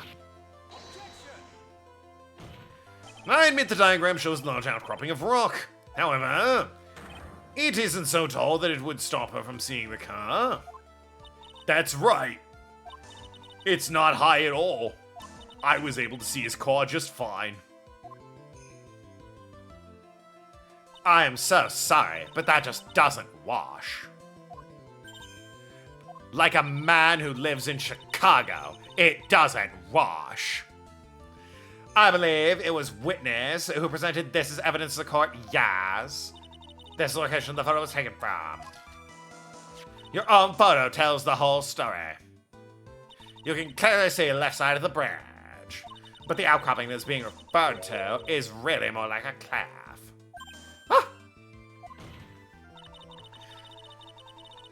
Saul Goodman won the Breaking Bad championship. That's good for him. I also didn't say it was Saul Goodman. I just said someone who lived in, a man in Chicago doesn't wash. I didn't say which man. Your view should have been completely cut off by this cliff, but you still claim to have been able to see the killer's car. No! Order in the court. Fuck. Order in the court. What's the meaning of all this ballyhoo? Your Honor, don't jump to any hasty conclusions. The fact that the escapee fled in a stolen car was reported on the news. You know, the news, the most trustworthy source of information there is. After witnessing a murder, I'm sure you can appreciate the witness was very upset. She must have heard about the stolen car and convinced herself she saw it. But she was repeatedly warned before starting her testimony. She was told to testify only about what she saw with her own eyes. Mr. Judge. What is it? Oh, obviously, sir, saying it. I think I must have remembered things wrong. Hey, wait a minute. You can't just say that. Miss Faye, no one on the face of this planet is perfect.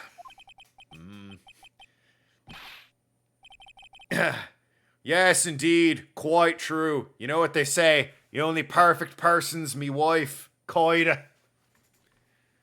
To err is human, to forgive divine. My wife is not religious and therefore not divine, nor is she human. I'm convinced she is 3 rats operating a trash can with arms. I'm turning into a pirate, arg! I'm inclined to give the benefit of the doubt to the witness here. Wow, that's not fair! Don't call me out like that. Which part? The non-religious are 3 rats in a trash can with arms. Save the tears for later, Mia. Mr. Armando! Don't look back until the trial's over. Now is the time to go forward. But that wasn't fair. Okay, Mia, you need to relax. Then you need to remember the other woman's testimony. Flashback! So tell me, how did she know that? How did she know that he broke into the trunk? Ah.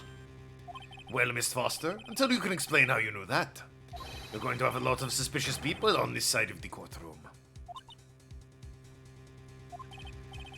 Well, witness. Well, I'm certain that he broke into the trunk, because there were marks left on the trunk lid. I'm certain there were scratch marks when he broke into it. What? Let me see that photo. I mean, yeah, but when did you see this photo, woman? It's true. There's clearly looks like scratch marks around the keyhole. It's obvious the trunk has been broken open. Well, Miss Faye, are you satisfied? Just on her side. I can make no mistakes here. Just shed.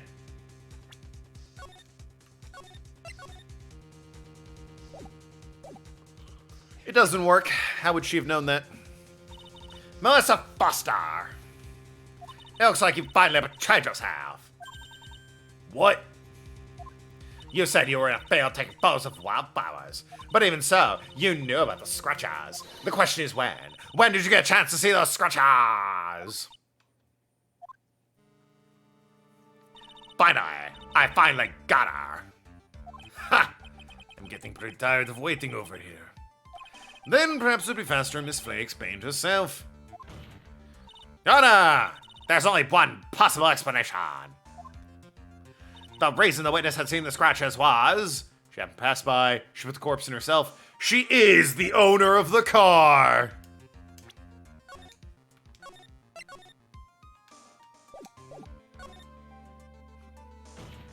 Because the stolen car actually belonged to her! That's why she already knew about the scratches! Well, Mr. Edgeworth. Frankly, Ona, after hearing a pathetic response like that, I have to question whether or not such a pathetic lawyer should even exist. Oh, not so specific in any way. When you call him a knucklehead, fuck you. Fuck you. Shut the fuck up. Knucklehead, indeed. Ahem.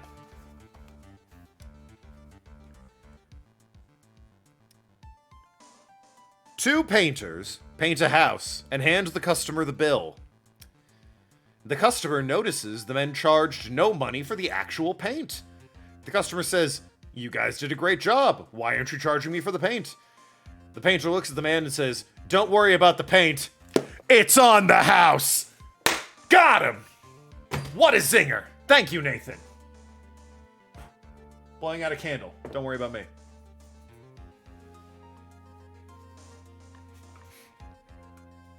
Because that joke was fire.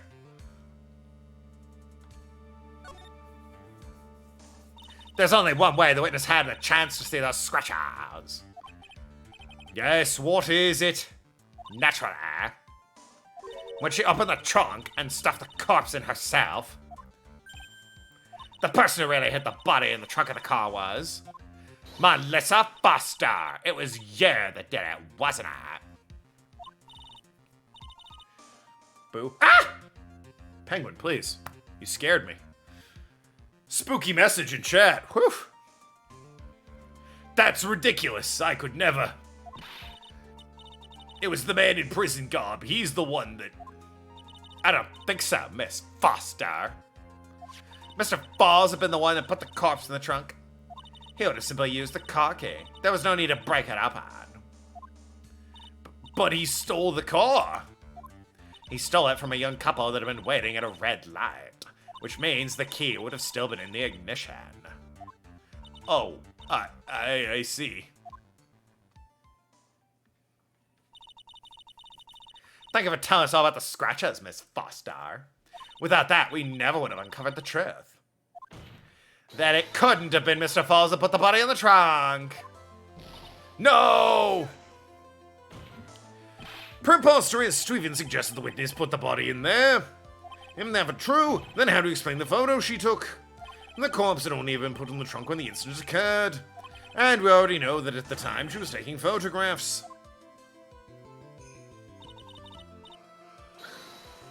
Now's your chance, may I finish this thing? On the contrary, I'm not so certain about that anymore, Mr. Edgeworth. There's no need to think too deeply about it. What I'm saying is the shutter for this may have not been pushed by Mr. Foster herself. It has a camera or a timer on it. Let's take another look at this camera and see what its features has, shall we? Has a timer built into it, and even a mini tripod. Why, it's almost as if she had brought this camera just to take this picture. What are you trying to say then, Miss Fay? That when the crime occurred, Miss Foster wasn't in the field as she claimed? Well, if she really did use the camera's auto timer, and the answer is yes, she was somewhere else. Exactly, she was not in the cornfield.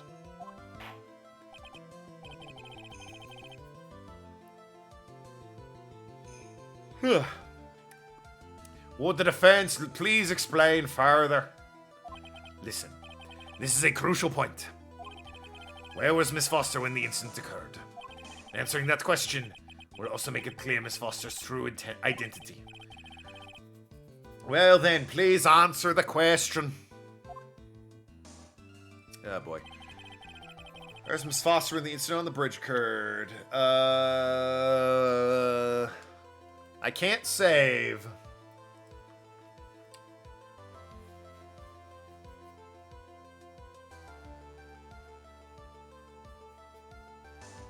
Oh, interesting. She was right here. Naturally, the witness was right here.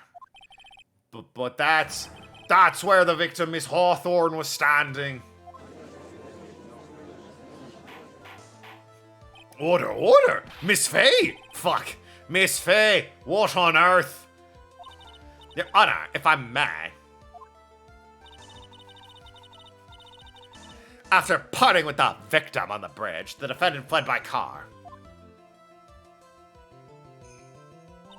But this would mean there was no time to put the victim in the trunk. In other words, if someone put the body in the trunk, it could have only been before the defendant met the victim.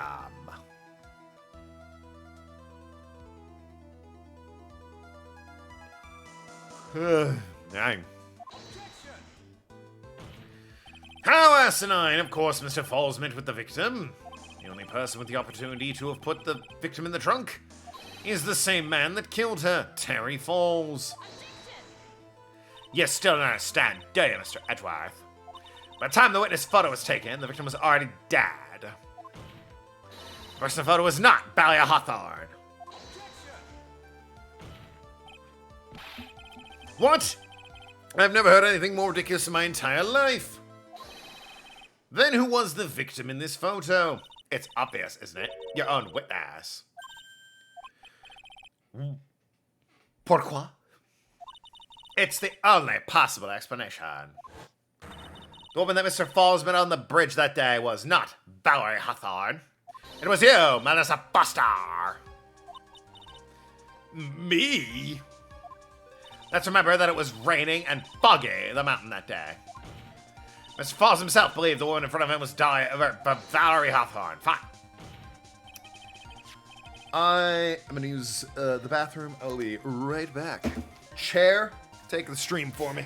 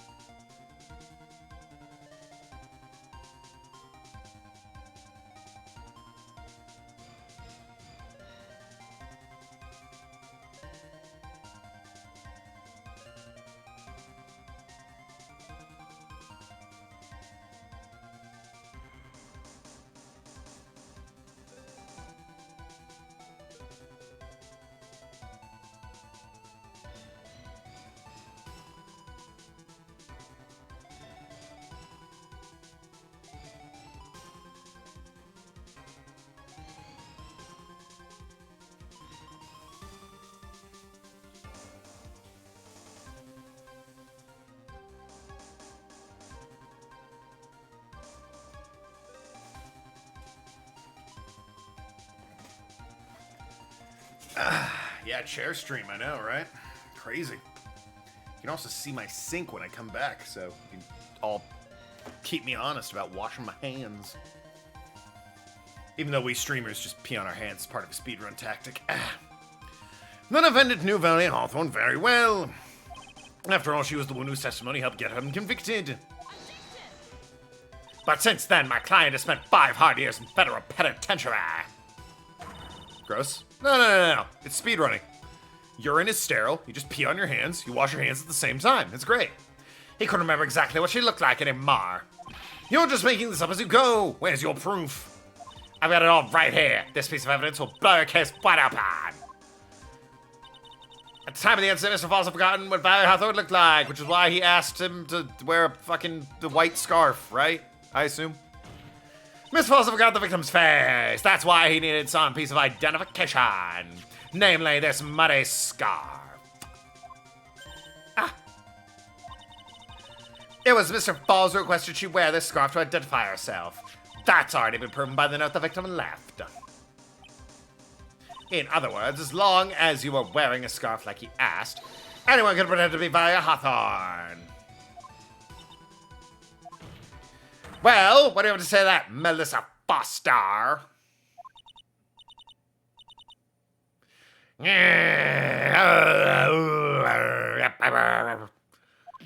No! Oh, shit, she exploded. Huh. Well, I'll be damned. Or, where's Miss Foster? Yay. She is collecting herself in the lobby. You know, because she blew up, she needs to collect all the pieces. You get the idea. It's obvious that Melissa Foster did it. She hid the body in the trunk and disguised herself as the victim. She set up the camera to snap a fake photo of them together. The only question is, why did she do it? Shits and giggles. Well, isn't that obvious? She's the real culprit. Ha! Well, we'll have to wait for Mr. Foster to compose herself before we start again. Until then, this court is in recess. The defense and the prosecutor are both waiting in their respective lobbies. Yes, Your Honor. Understood. Very well. This court is in recess. Whee! I'm going to play on the slides. I love the swings and the merry-go-round and the tilt-a-whirl. And whatever the name of that thing is that you can, like, straddle it with the handles and ride it, and it's a panda bear that looks up at you in the eyes while you mount it, like in Resident Evil 6, my favourite video game. Which is the judge's favourite video game, not mine. I have taste, you see. Mr. Fall's like, I'm sorry. I want to say thanks. You're really good. You really hooked me up. Thanks. We're almost there. Once I prove she committed the crime. Yeah, but there's one big obstacle we've got to get past. Obstacle? Yeah, motive. Well, Melissa Foster killed that policewoman anyway. Motive, huh? Anyway, we're still badly in need of information. Information? Right. What we need the most is info about Melissa Foster herself. All I know is she is a student, a female college student, studying literature. And one more thing. What is that? Well, the incident that happened 5 years ago, of course. The kidnapping murder case that Zebra Boy is on death row for. I didn't do nothing. I didn't kill nobody. I never lie. Mr. Falls! In that case, tell us more about it. About what happened 5 years ago. He gives me big Eddie Dombrowski vibes from Silent Hill 2. Upcoming disappointment of a remake, Silent Hill 2. Okay, I trust you. That day 5 years ago, I dream of it. That town, Silent Hill. This picture. It reminds me of everything. Bridge looks the same, just like then. 5 years ago. Like it could fall apart. Fall apart at any minute. So it's been broken like this for at least 5 years. Fucking Edgeworth. Ha! Sorry, buddy, but you sound like the one that could fall apart at any minute. It's true. I did kidnap her. 5 years ago, I kidnapped my girlfriend.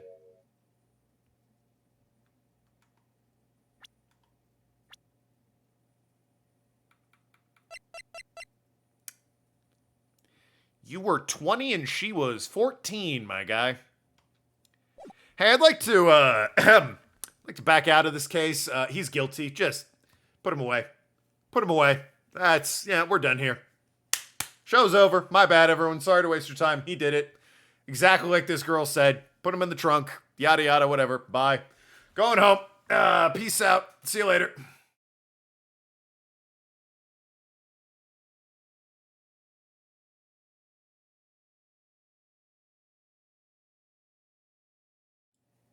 Ew! Anyway. Your girlfriend?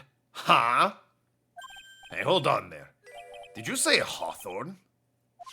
The victim's last name? Dahlia Hawthorne. Valerie's little sister. What? Are you serious? The girl, let her go. That's probably not what I sound like, but it doesn't matter. Yeah, she.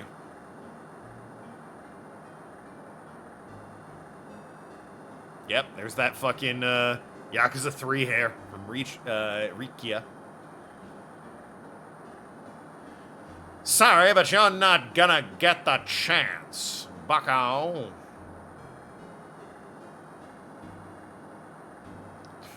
Look at that grown-ass man and that child.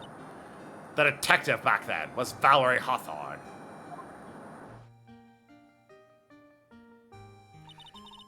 At first, I thought shooting someone for a kidnapping was crossing the line, but then I realized it was a 14-year-old girl, you fucking sicko.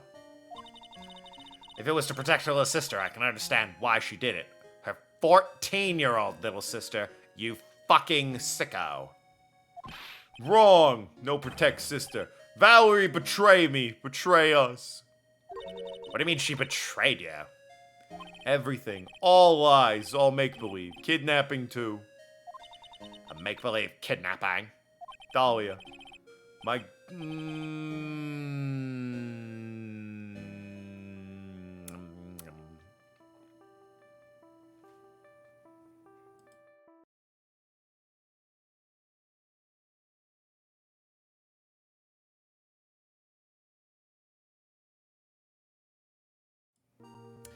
Got a text from my mom. Spider, why are you terrified by me? Me. Well, the reasons I had have all now been replaced by the fact you can talk. You know what? That's fair. And lightened the mood. I'm just not going to read that. Ugh, did he actually say that? He's a fucking pedophile. I didn't do anything she says. Anything Dahlia says. Anything Dahlia says? Or he do anything Dahlia says? Hang on a minute. What you're saying is that the kidnapping 5 years ago was planned by... Yeah, me and Dahlia. And Valerie too. Valerie was in on it?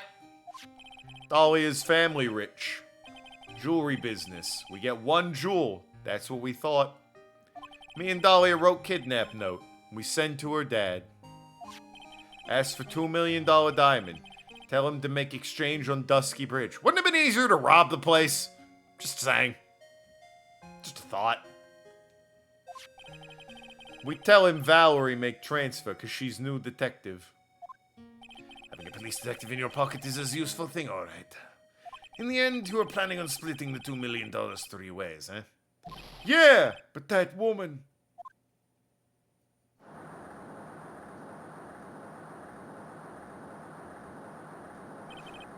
That woman, Valerie, she do it for real. She shot at me for real. Me and Dahlia. Bang. Ah! Sploosh. I was shot in the arm. Dahlia, she jumped in river.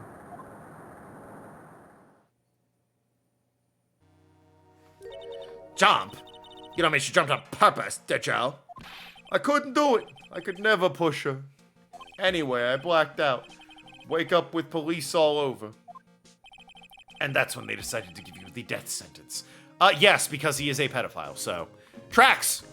We plead guilty, Your Honor, to all charges, no contest. Right, let's wrap this up here, boys. Job well done. Couldn't believe it. That woman, she betrayed me.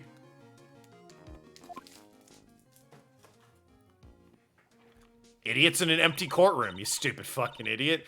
There's no one there to testify to. That man, Terry Falls, he killed her, threw her off the bridge. Meow, why am I the only one here? Meow, I've got the wrong number of the courtroom. Meow. He threw my beloved sister into the roaring river 40 feet below. I swear they told me 3 p.m. These 5 years. That's why the trial took so long. She was in the wrong fucking courtroom. All I wonder is why? Why? Because you're a pedophile, I would imagine. Why did she lie? That's all I want to know. Because she didn't trust a pedophile. So that's why you called her. You wanted to hear the truth from Valerie herself. Yes, but I forget what she looked like. So I tell her to wear a scarf. I don't want to hurt her. Just ask her why. Why? Why did you lie? Why did you betray me? And she said, because you're a fucking pedophile. And I was like, oh yeah, that's fair. I just want to hear the answer from her mouth. That's all. So that's why. That's why you made a crazy escape like that. Just one thing, pedophile boy. My senses are tingling all over. Tell me, Mr. Falls, where is it? Huh? Where's what? Come on now, Mia. The ransom. The $2 million diamond. Remember that now. Did you give it back to Pops? Did the police take it? I don't know. Huh? You don't know? No, really, I don't know. It's gone. With Dahlia. With Dahlia? That day on that bridge. Dahlia put it in backpack. Sploosh. Now gone with Dahlia. Gone forever. Into Eagle River. Damn. I think more people will be out there looking for a $2 million hunk of gem. Disappear with Dahlia. Wait a minute. You can get back in now. We're ready to go. Mr. Falls, just one more question. When you said, with Dahlia, did you mean the diamond is still missing? Oh, the body of Dahlia Hawthorne? Never found her. My sweet Dahlia. They never found her. Swallowed by the river. Gone. Dahlia.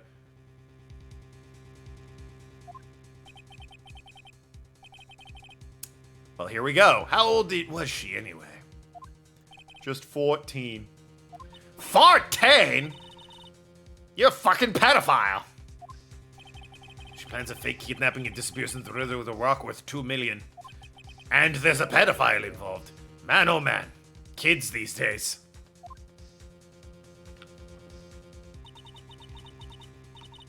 Falls takes the fall. He gets a one-way ticket to death row that he absolutely deserves because he was a 20-year-old man sniffing around a 14-year-old girl.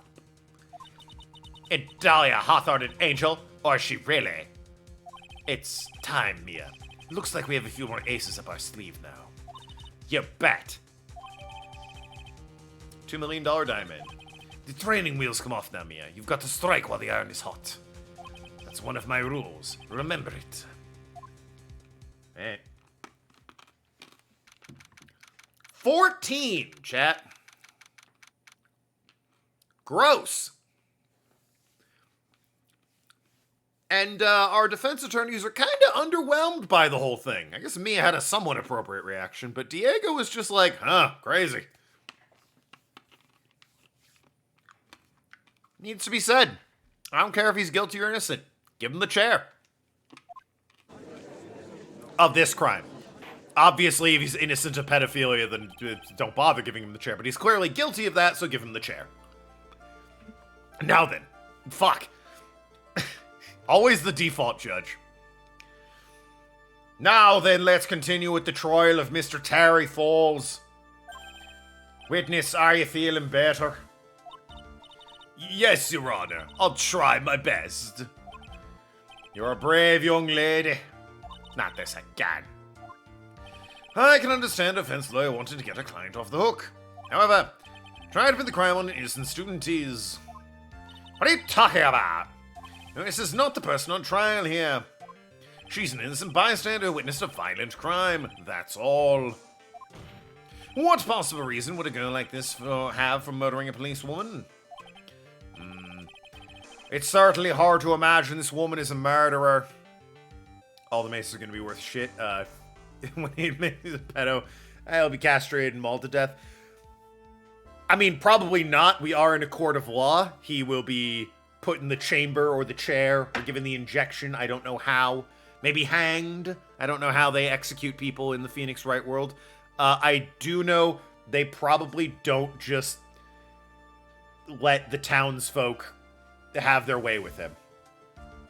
Just saying. Seems a tad bit street mob at that point. We're in a court of law. Edward, I know you're new to this, but the witness is always the guilty party. Always. You're gonna find that out in, the coming years here. It's certainly hard to imagine this woman is a murderer. Her motive, huh? I figure that's what I had to establish next. Well, Miss Faye, do you have any evidence as a motive? Yes, of course, I think. Ha! Mr. Acting as tame as a kitten, Mia. Mr. Armando, listen. A lawyer is someone who needs smiles, no matter how bad it gets. Thank you for your wisdom. That is the exact same message we get from Yu-Gi-Oh! Arc 5. Smiling on the outside while your guts are twisted in knots is the mark of a pro. Again, see Yu-Gi-Oh! Arc 5. Maybe so, but I wish you would quit grinning at me like that. Excuse me, may I speak, Mr. Judge? Why does he keep calling everyone kitten? Oh, he only calls women that because he's a massive sexist. And getting mob lynching is about as tame punishment as he deserves. I'm not arguing that. I'm saying, though, realistically, we're already in a court of law, so...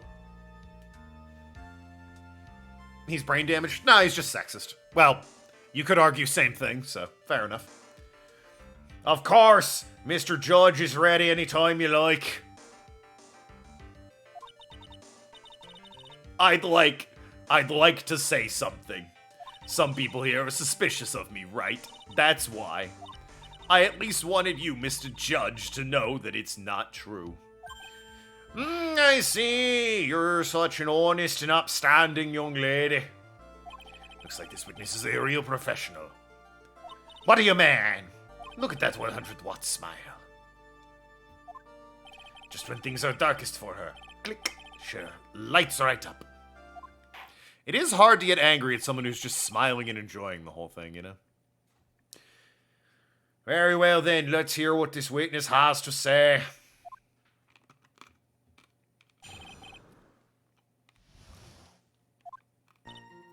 I was out of the country until the year before last. Until I entered college, I'd never been to Eagle Mountain before. And I certainly don't have any reason for wanting to hurt a police officer. Holding a grudge and killing the officer who testified against you 5 years ago. Or kidnapping a poor girl. I think the defendant is a terrible, horrible monster. Yeah, I agree. Inclined to agree. Out of the country, eh? Precisely. Furthermore, she has no possible motive for committing murder. Indeed. You're up to bat, Mia. Sharpen those claws and put on your best smile. You bet. By the way, why do you keep saying sharpen your claws when you're not talking about cats at all, according to the voiceover? Oh, I apologize. I'm picturing you as fucking Wolverine, and it's rad as hell, getting out there with the claws. Chic, chic. It's pretty cool. That's why I grew my hair like this. I want to look like Hugh Jackman. Oh, now I understand. Had to establish that to cover my bases with the canon. Somehow I have to tie her to this cat. Instead, he looks like Ichiban. Listen, he didn't know he would end up looking like Ichiban / Eric Andre. He was trying to look like Wolverine. My country until the year before last. He wants to be Hugh Jackman? Hugh Jackman, the actor who plays Wolverine, not Huge Ackman. Although I appreciate, if that was a joke, that was clever. I appreciate that. So, what country were we living in then? We were all living abroad, but after my parents were killed. Of course they were. Civil War, oh my god. It was a brutal civil war. She had to make her way back home alone. I lost everything. I didn't even have any personal identification. What kind of sob story is this? What do I do? Should I press it for details? Yeah, sure. Ichiban does look like Eric Andre. Well, there you go. Witness, answer my question. I'll repeat it for you. What country were you in? Your Honor, this line of questioning is childish. What country is she in, and how many languages she may speak are irrelevant here. What we have to evaluate is whether or not the witness has any connection to this case. I lived abroad ever since I was a little girl. Real missed opportunity to say I've lived abroad ever since I was abroad. Just throwing it out there, Melissa. Could have had a sweet zinger and you fucking missed it. That's why I could never have known Mr. Falls the Detective Hawthorne. Yes, I think we established that point. Yes, indeed. Well then, shall we add what you've just stated to the official testimony? Yes, please, Mr. Judge. A backstory explains why she has no legal identification. Isn't that something? You didn't know either person. Are you certain of that? Yes, I'm afraid I'm rather shy around new people. Oh well. Oh well, that can't be helped. Why is he just agreeing with everything that comes out of her mouth? The first time you saw either of them was when they were on the bridge, correct? Yes, it really was a coincidence.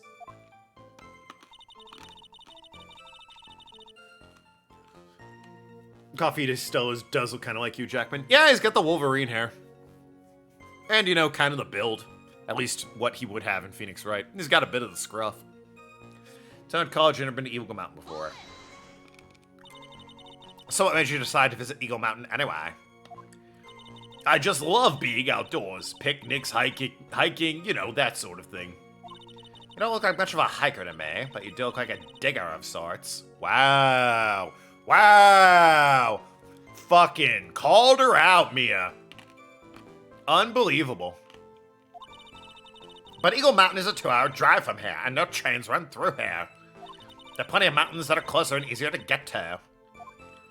Well, I went there once at a college hiking club. I fell in love with its stark, desolate beauty and its cold yet romantic gloominess. Didn't know you're such a goth. By the way, what's the name of your college?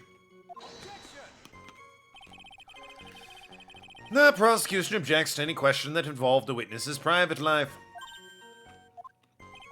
All that matters is she is a material witness to the crime. The witness does not need to respond to questions that are clearly malicious in intent. Thank you. She's really gone too far. Miss Faye, you're treading on thin ice here. I hardly said anything. I got sensitive. Oh my god, you can't make fun of anything anymore. This culture's too sensitive. All I did was say some things on Twitter a decade ago. Oh my god.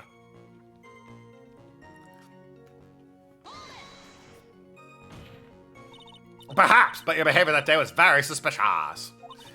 Not only of you can contradict yourself here in court, but you know things you shouldn't. For example, the scratches on the trunk of the car. God, why is my nose so itchy? And it's definitely the cocaine. Well, that's... Unfortunately, Miss Day, your last statement proves nothing. Oh, really? Why is that? The witness came to the police station once to identify the suspect. It's entirely possible that at that time an officer showed her this photo. Seems like a rather serious mistake. Ha! That's the oldest trick in the prosecutor's book. That's not fair. That wicked inmate, I'll never be able to forget that horrible day. A grudge, killing the officer. A grudge? Well, the policewoman's testimony was crucial, wasn't it? Crucial in getting the defendant sentenced to death. Yes, and that's precisely why he harbored such a deep anger against her. Not enough to remember her face or anything, but he definitely had a deep anger. So much anger he forgot his own guilt. And her face, I guess. My client has always maintained he's innocent of those charges. He seems rather forgetful, your client, I mean. Not only did he forget about what he did, he forgot the poor policewoman as well. Yes, the one he harbored such a fucking grudge to. Do you hear yourself? What do you mean by that? Your client. He forgot what the detective looked like, right? It's too bad for her he didn't forget about her testimony as well. Well, she's right about that. Mr. Falls is kind of forgetful. You said he forgot what the detective looked like. What did you mean by that? Well, he couldn't tell who she was without some kind of identification, right? Quite right, that's why the victim was wearing a scarf as identification. Why, if I had been wearing a white scarf that day, he probably would have tried to kill me. That's true, he's clearly a bitter man. A bitter man than I'll ever be. This is bad. Mr. Fall's reputation just keeps getting worse and worse. Sometimes it's best not to poke too deep, which I do with that last statement. Sure, add it, why not? Donna! What the way I said just now was tremendously important. I like that, the official testimony. The prosecution has no objection. After all, the defendant is a killer, a mentally unbalanced one at that, and a pedophile. Testimony only helps to further prove that point. No, that's not why. Enough. Witness, if you would. My pleasure, Mr. Judge. So lucky I wasn't wearing a white scarf. What do you mean by a lucky? Well, it's February now. Everyone is wearing scarves. I accidentally wore a white scarf like he said. Then yourself might have been killed. That would have been a terrible loss for... Fuck! That would have been a terrible loss for this world. Ha! Looks like you pressed too hard this time, Mia. Mr. Armando! Keep looking around and you're going to lose sight of the finish line. Justice is blind, but she's not deaf. Sometimes you have to know when not to talk. No, I'm gonna press everything. Shut up. You know about that incident, but weren't you out of the country until the year before last? Well, I saw a report about the escaped convict on the news. They had an in-depth report about his whole history. Turned into gumshoe there. So you were still living abroad 5 years ago, is that right? Yes. I can't let her get away with these lies. Listen to me, she's neck deep in this whole thing. Now the country, naturally, it's the white scarf, right? Because, like, it's like a baby blue scarf, right? So, even, you know, the other woman wasn't wearing a white scarf either. She was wearing, like, a close enough scarf. Yep. Witness! I want you to take a look at this photo that you took. It's hard to see in the photo, but look at the scarf the victim wore for identification. Ah, you're talking about that scarf right there, eh? Yes, that's it. The scarf the policewoman was wearing. I've got her now. Just don't mess up. But that's strange. In your testimony, you stated the following. I guess I'm lucky I wasn't wearing a white scarf. White? This is the scarf you identified as belonging to the victim. But it certainly doesn't look white to me. What else can it be at this point? It's true, we don't have a lot of evidence, so... Process of elimination would dictate it has to be pretty related. Well, it was foggy that day, and it was raining as well. It's not surprising she mistook it for white. Sorry, but not this time. The witness just confirmed this was the victim's scarf. Yes, but what's the significance? It's true the scarf doesn't look white, but There's only one explanation for this mix-up. The reason why the witness thought the scarf was white is...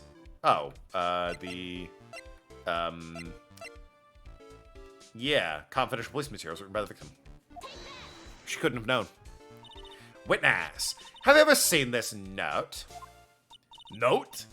No, never.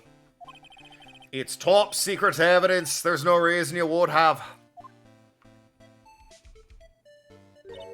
I wonder about that. What do you mean?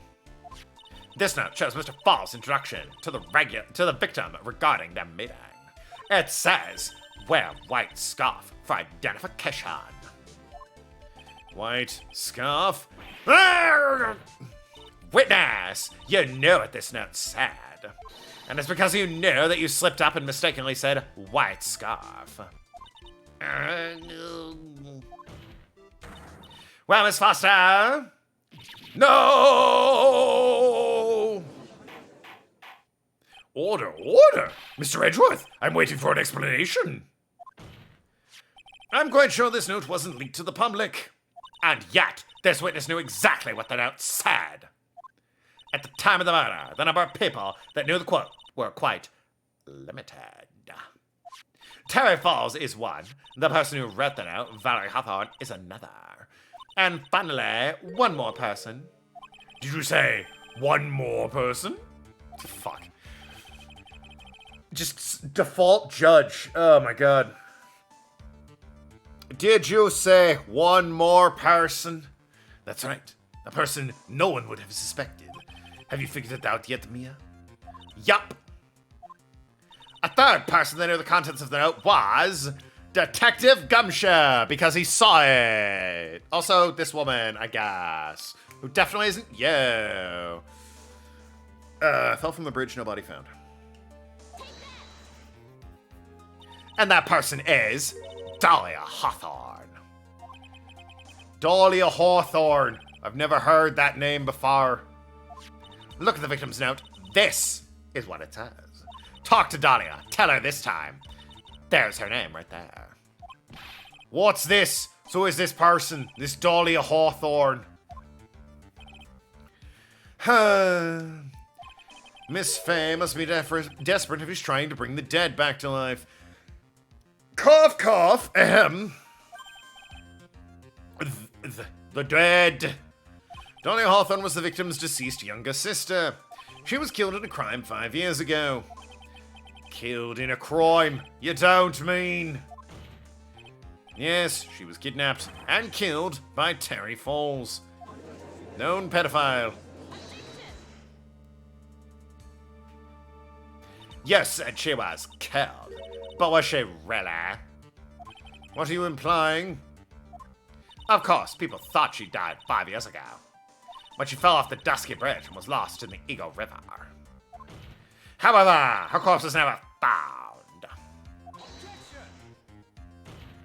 She was declared legally dead 5 years ago. As far as the law is concerned, Dahlia Hawthorne is officially dead. I mean, I'm kind of with Edgeworth in saying she's dead then, because declared legally dead is about as good as he gets, short of an actual corpse. But the fact remains her body was never recovered. Dahlia Hawthorne was 14 years old 5 years ago. If she were fucking, why is my nose so itchy? If she were alive right now, she'd be 19. Melissa Foster. I believe that's the same age you are. Yeah, and many other people. What's your point? Even you couldn't. Miss Faye, you're not saying. But I am. That's precisely what I'm saying. This witness before us is the girl that was kidnapped and killed 5 years ago. This girl's in fact Miss Dahlia Hawthorne! What? Ha! Nice work. That was like tossing grenade into a 3-alarm fire. I don't know what that means. But unless you can tie all the loose ends together, you're nothing but a hit-and-run arsonist. What the fuck are you talking about? If I expose her true nature, I can turn this whole case on its head. Now's my chance to make Mr. Edgeworth squirm.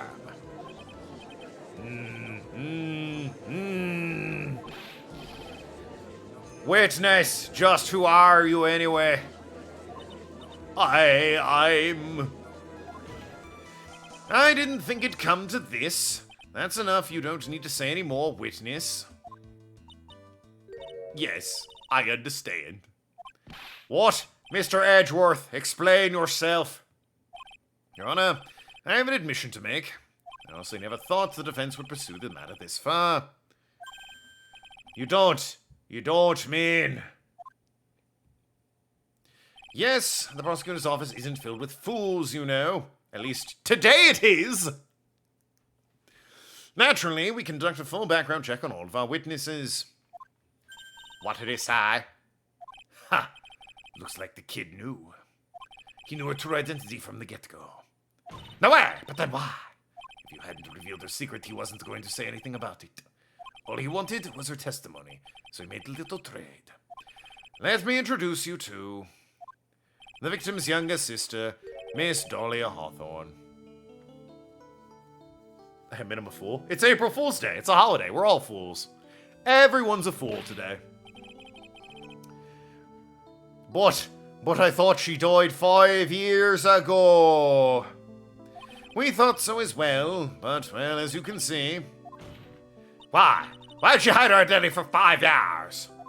That has nothing to do with the current case. She was merely an accidental witness to a crime. Accidental? I don't believe that for a minute. The last 5 years she's been playing the role of victim. Now she finds herself acting suspiciously at the scene of another murder. Not only that, but the murder between the guy who kidnapped her and her older sister. Really, Miss Fair, must say your strategy here is painfully obvious. You're trying to pin your client's crimes on innocent witness in order to win. At any cost. How dare you? Please let us take a moment to think. 5 years ago, this girl was kidnapped and nearly killed. But even worse than that, 5 years later, Dahlia Hawthorne lost something much more precious. Her big sister. Miss Fay must be insane to even suggest that she murdered her. Bah! I'm inclined to agree with the prosecutor's logic. Miss Fay, do you have any evidence to back up your assertion? What possible reason would this witness have for killing her beloved sister? Well, you say, I thought I was winning, but somehow he's turned it around on me. Ha! I think you need a little push in the right direction, Mia. The defense is prepared to present evidence supporting our claim. Money. Yeah, for the $2 million diamond. Ah, that wasn't me. It was this guy, the crazy coffee addict. I think we've heard enough empty threats from you, old man. He's 26. What makes you think they're empty, boy? Because your protege looks like she's sweating bullets. Ah, I am sweating bullets. How did he know? You think you're in a tight spot, huh? Of course, aren't I? No. You've just arrived at the moment of truth, that's all. Whether you win or lose. And that's up to you. Up to me? Ah, the rashness of youth, how charming. Shut the fuck up! Armando is no help as usual. Yeah, well, yeah. Now then, let's not waste any more. Fuck! Now then, let's not waste any more time, Miss Faye. I just see the robes and the judge's bench, and I'm like, I know this voice. Why would it be any other voice? What motive? Diamond, easy. What is this? Is this the defense's idea of a joke? You want a joke? I got a joke for you, you fucking stupid shitty kid. A man shows up to work with his arm in a cast. What happened to you? His assistant asks. I broke my arm in 2 places yesterday. Man, that sucks, says the assistant. It would probably be a good idea to avoid those 2 places from now on. You get it? Anyway, go on with your bullshit, Mr. Edgeworth. If so, I certainly don't get the punchline. Ah, he didn't get it. You see, broke his arm in 2 places would mean, like, here and here, but the assistant thought he meant, like, the library and a soccer field or something, you know, because 2 places. First joke was better. That was rashness of youth. The rashness of youth. What the what? What do you mean? It's the diamond. What? The fucking $2 million diamond. I guess she already had it if it was lost. God damn it. I don't fucking know.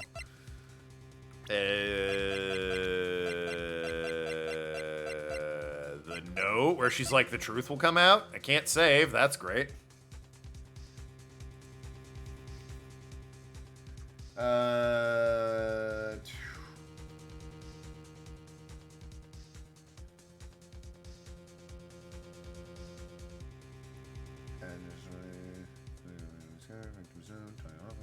Yeah, the victim's note. Whoops.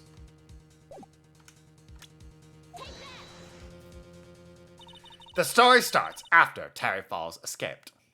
He called Valerie and told her he wanted to meet. This is the note she left. It says, talk to Dahlia. Tell her this time the whole truth must come out. Valerie Hawthorne gave Dahlia a warning. She told her she was going to reveal to the world, the whole truth.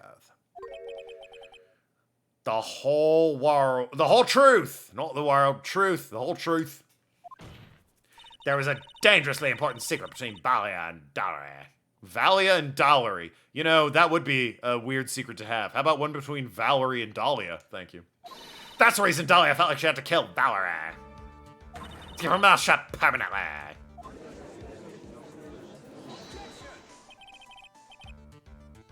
A terrific story, Miss Faye. If you like fiction, that is. Zing. Got her.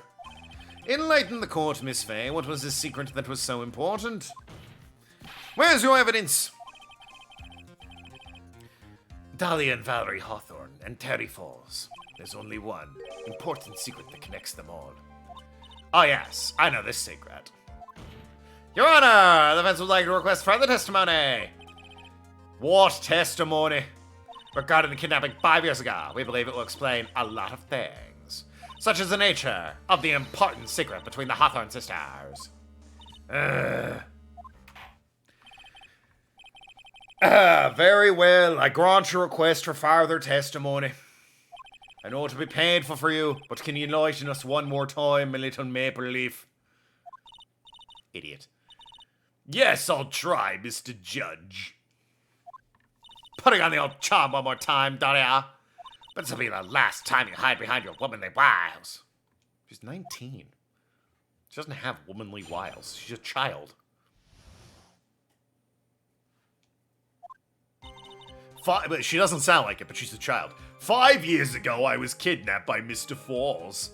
She sounds like that because she smokes 300 packs of cigarettes a day. Can make Judge any more Canadian if they try. True. They really lay it on thick, eh? The ransom price was a raw diamond. My sister Valerie brought it to the bridge. After she made the exchange, she shot Mr. Falls in the arm. Ah, sploosh. That's when Mr. Falls tried to kill me by shoving me off the bridge from behind.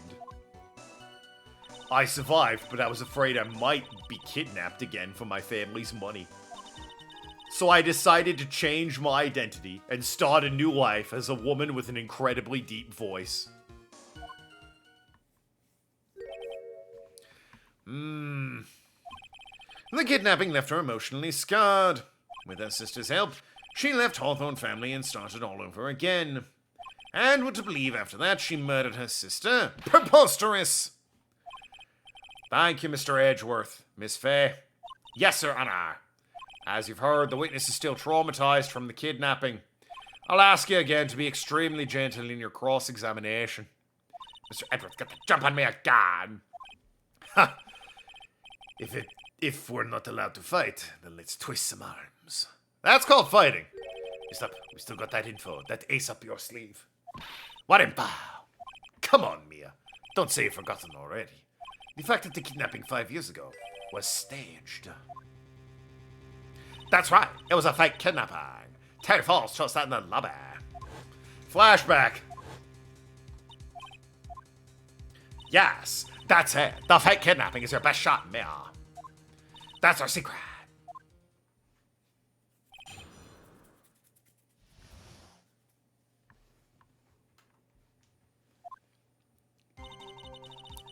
"5 years ago, I was kidnapped by Mr. Falls.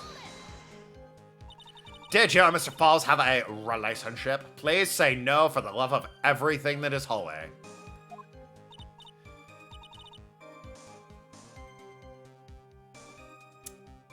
So a groomer. Got it. Cool. "You were tutoring him, Mr. Falls." "No, of course not. Don't be ridiculous. Mr. Falls came to the house to tutor me. What was he teaching you?" That makes sense. 5 years ago, she was only 14. "He probably came up with the kidnap plan during that time. Also, the fact that they were dating.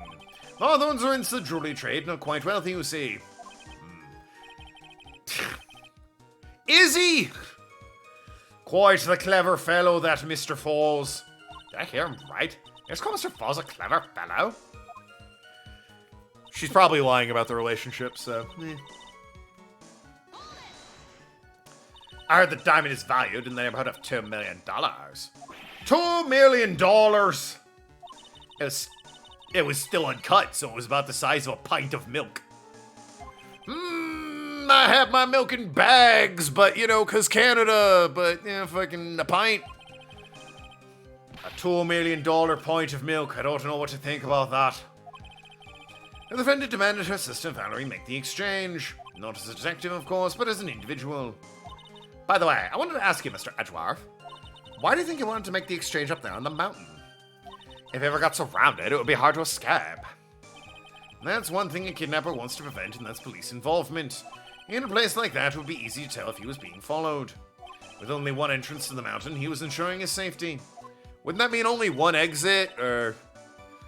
What a wickedly clever man that Mr. Falls is." "Yeah, right. It was all your plan." Anyway, Valerie brought the diamond to the mountain, and... When she made the exchange, she shot Falls in the arm. "That was a dangerous thing to do, considering you were being held hostage." "Yes, but actually, that saved my life." "What do you mean?" "You see, Mr. Falls is holding a knife in his right hand. Somehow I just knew he was gonna use it. I knew he was gonna use that knife to kill me. That's why my sister shot him. It was to save me." Oh, my cat was laying on the floor. It's peripheral vision. It is the chair of the arm of my chair. I'm a very smart man. And my nose itches like a motherfucker. I'd like to hear more about what happened right at that moment. Why does it itch so bad? All the cocaine, I know, but still. It's gotta be voices or something. Tickles my nose. A place like that is bad. If he got surrounded by cops, he only escaped by diving into the river. Well, to be fair, Ark, it's not a death dive. The 14-year-old girl lived. So... Well, right when Falls was shot in the right arm, he let go of me. Is that the right arm? Yeah, the knife's the right arm. I was dazed. I turned to try and run away, but Mr. Falls turned to grab me. As I ran past, he and I locked eyes for a second and gave me a large, bloodthirsty grin. Bloodthirsty grin! Oh! And in the next instant... sploosh!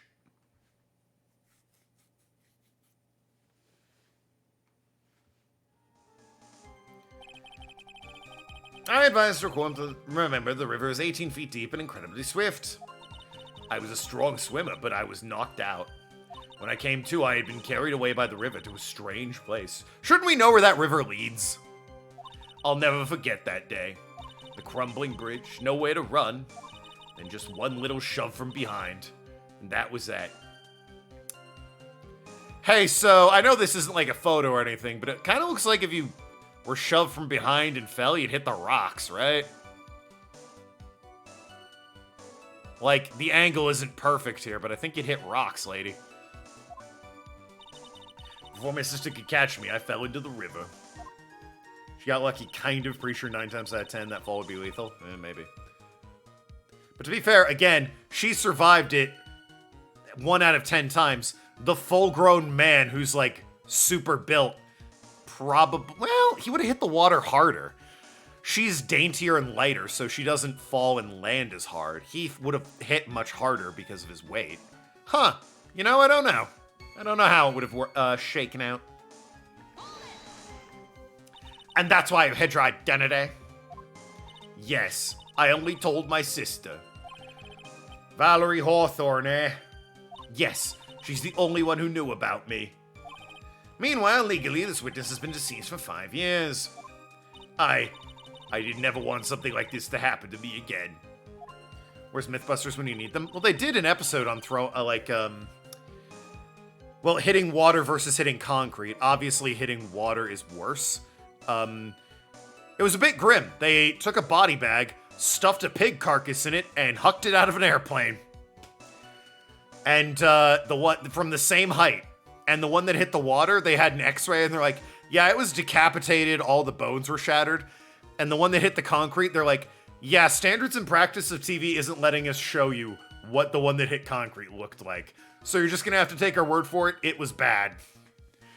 So, point is, hitting water's not a great time. And it was, what, 40 feet, they said? 18 feet deep of water? It's not impossible to survive, but you'd be hurt like a bitch. So I changed my identity to Sturd North. And the new identity was Melissa Foster, right?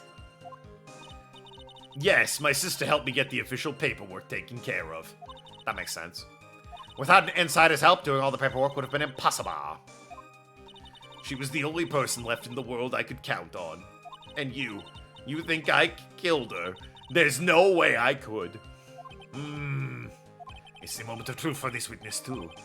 Once the truth about this stage kidnapping comes out, everyone in court will know how much of a Jezebel she really is. I've got to prove that kidnapping was a hoax! Shove from behind. Wouldn't it be... Let me save. Would it be the map? Because, like... We established that, yeah, based on where they are, if she fell down, she'd hit the rocks, not the water. At least in the scene they keep showing of her standing on the bridge there. Yeah, that was it. Nice. You say Mr. Falls pushed you into Eagle River. However, that's hard to believe. But it's true. I felt a push on my back. I'm certain of it. It was Mr. Falls. I'm sorry. I guess I wasn't clear enough. I should have said, that's hard to believe. I should have said, that's impossible. Impossible? I asked the court to recall the condition of Dusky Bridge now and 5 years ago. The bridge hasn't changed one bit in the last 5 years. How do people cross it? If someone pushed you from behind, as you claim, instead of being carried away by the river, you would have been smashed by the bedrock below. A most certain death. Yes, they don't. Yeah. Fair enough. Do you understand now, Dahlia Hawthorne? The very notion that my client pushed you from behind is impossible.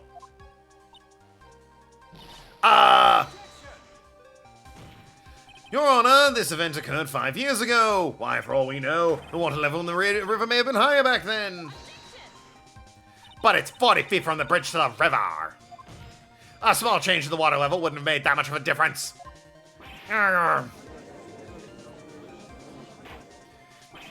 You're right. If the events occurred just as the witness has testified, then the defendant couldn't have pushed the witness into the river. Young lady, what is the meaning of this? You see, Just a moment, Your Honor. It's true the witness testified the defendant pushed her into the river. However, she never stated that she fell from the back end of the bridge. What do you mean? After being shot in the arm, it's plausible Falls panicked. Therefore, he could have unwillingly pushed him off the side of the bridge. Ah, sploosh. If that's true, she would have fallen into the river. Well, Miss Hawthorne, is Mr. Edgeworth's explanation correct? Now that you mention it, I do remember now when I fell off the bridge. My skirt got caught on the bridge's side wire. You can't be serious! Order. Order in the court. Order in the cart. It seems Miss Fay's assault has finally caught its conclusion. Or reached its conclusion, excuse me. Not now, Mia. There's no time to retreat. Unfortunately for you, this is just the start of Miss Fay's assault. What? I believe you're reasoning with something like this, Mr. Edgeworth. After being shot in the arm, it's plausible Mr. Falls panicked. Therefore, he could have fallen unwittingly, pushed her off the side of the bridge. However, once again I'm forced to say, that's impossible. Ridiculous! I sound nothing like that. And what's so impossible about it? Because her flawed logic contradicts the court record.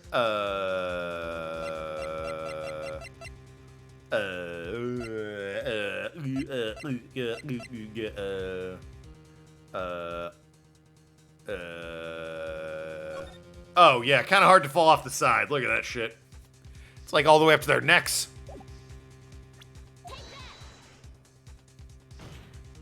Your Honor, all the answers are right here in this photo.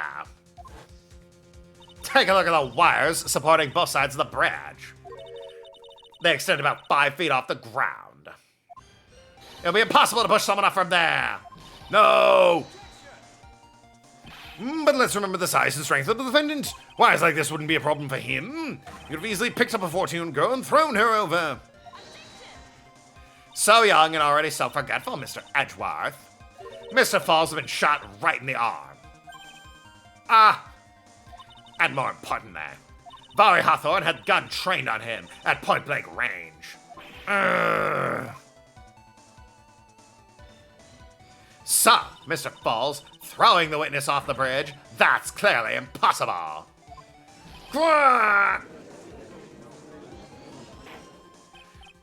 Order, what's the meaning of this? Dahlia Hawthorne, you jumped in the Eel River intentionally. What is... A tiger growl? What the hell? Indeed, what do you mean by such a ridiculous remark? Yes, that's ridiculous. My sister was there to help me. She had a gun and handcuffs. She could have saved me. Jumping into a raging river like that would have been suicide. In-game. Perhaps, but still, that's exactly what you did. You were probably confident you could handle the swift current, but even more so. You was a much more compelling reason for jumping into the river. Oh, then what is it? What's so important that she wants to jump into the river? When she's still alive. That fact alone explains everything. This is why she risked her life by jumping into the rapids of Eel River. The time now as a motive or whatever 5 years ago. Something else disappeared along with Dahlia that day. That the Valerie brought up to the mountain with her. The $2 million demand. No, it can't be. Yes, Dahlia had it all planned from the beginning. The $2 million. She was gonna keep it all for herself. She forced Mr. Falls to help her fake the kidnapping. Nathan, you son of a bitch! Ruining this perfectly timed scene with your drama. At the last minute, she betrayed him and threw herself in the river. With the ransom tucked away safely in her backpack. Oh dear. Why, that's simply ridiculous. Order. Your Honor, 5 years ago, the witness was only 14 years old. Do you really think a 14-year-old is capable of such a demonic plan? This woman is a demon. And there is one more person who will make a demon out of her. Her sister, Valerie Hawthorne. You mean the victim was involved in the kidnapping plot as well? But she was a detective then. You're saying she participated in her sister's kidnapping? Precisely. I'm sure it weighed heavily on her conscience for the past 5 years. It's the sole reason behind the victim's murder. What do you mean by that? Going to bed, see you Thursday? I mean, we got 4 minutes left, but okay, Jeppo, sure. I'll see you Thursday. On the day of the murder, after receiving the phone call from Mr. Edgeworth, fuck. After getting a call from Mr. Falls, Valerie called her sister Dahlia. And then she told her what she was planning to do. Planning to do? She was going to tell the whole truth, as she wrote in her note. That is what sealed Thalia Hawthorne's fate. That is when you hatched your demonic plan to kill 2 birds with 1 stone. A plan that would ensure neither of your accomplices in the kidnapping would talk. And that is why you killed your sister, Thalia Hawthorne.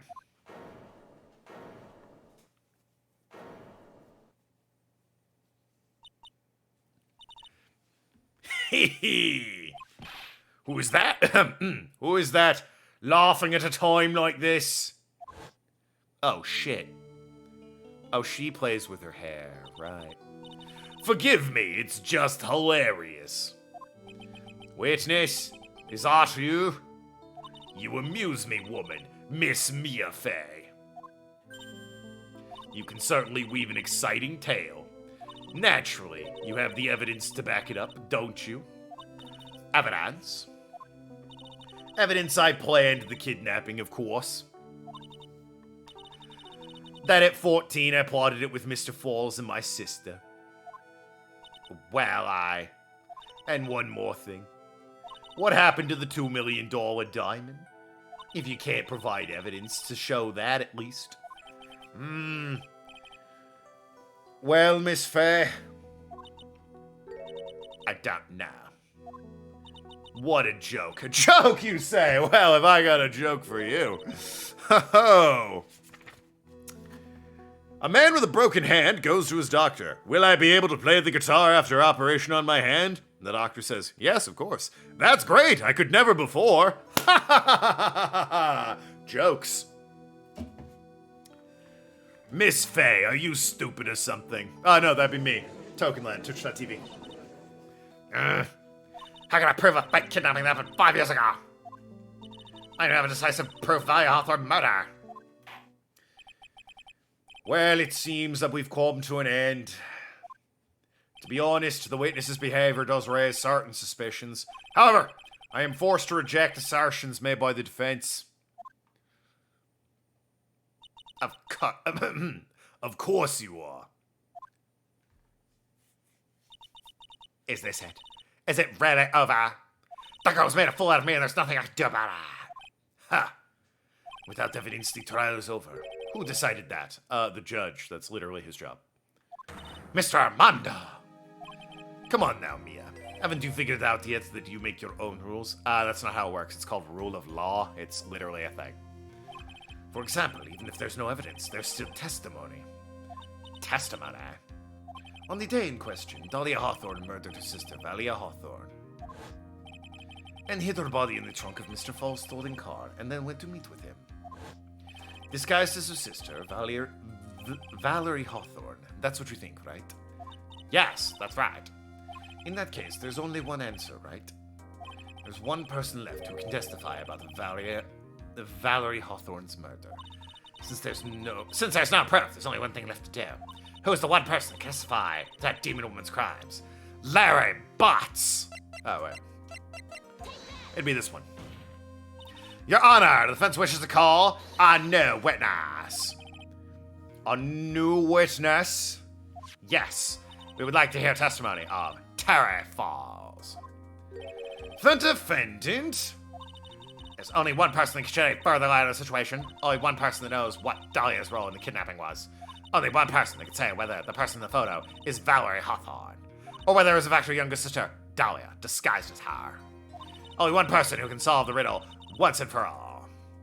And that person is Terry Falls.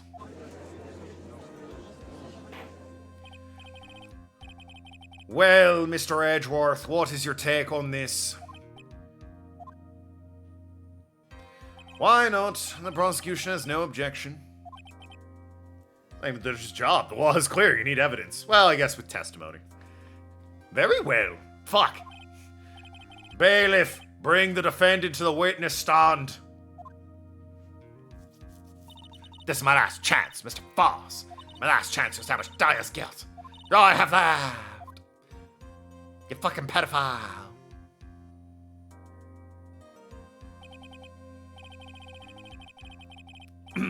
Defendant, you've heard everything that's been said up to this point, yes? I don't believe it. No way. Dahlia died 5 years ago. Valerie betrayed me. Mr. Falls, I don't know what she said to you 5 years ago, but one thing is clear. Dahlia is very much alive, and you were used for $2 million. That's not true. Mr. Falls, there's only one question I want you to answer. 2 days ago on Dusky Bridge, who did you meet? Was it Valerie Hawthorne, or was it Dahlia Hawthorne? Isn't where shit's unreliable, you need hard evidence to convict somebody? Well, I mean, maybe his testimony will provide some evidence, is kind of the logic here, right? Dahlia, did you betray me? 5 years ago, she promised, never ever betray each other. Terry. Dahlia! It's true, I'd recognize that dulcet voice of yours anywhere. You are alive. You don't trust me anymore. That makes me sad. Tell the truth, the real truth. I believed in you. I shouldn't need to say it, you should already know. But there's one thing I will say. My life is in your hands right now, Terry. Dahlia. I guess so, yeah. Yeah, I guess so. This dude ain't super smart. No. But he is also a pedophile, so. Have to be pretty fucking dumb to be a pedophile. Among other things. I will allow Mr. Falls to testify once and only once. Well then, Mr. Falls, yours will be the final testimony in this trial. Witness! Ah! Eek! I'm sorry! I apologize. Water! Please, water! Huh? Can't talk, need water. Huh. Oh, well, I guess it'll have to be my coffee instead. At least it'll match the way you're probably feeling right now. Darker and bitter than hell itself.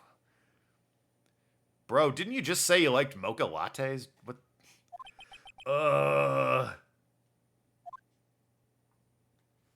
Alright, man, needed a drink. That day, 4 p.m., I stopped the car. I was in front of Bridge. She wasn't there, so I waited on Bridge. I watched my car from Bridge. I never put nobody in that car. Finally, one woman came. She stood in front of me. Push a little past, there ain't much. Yeah, I can see there's not much left. We talked. She left. That was Valerie. Not my Dahlia. Mr. Falls, you're covering for her. Do you think she would do the same for you?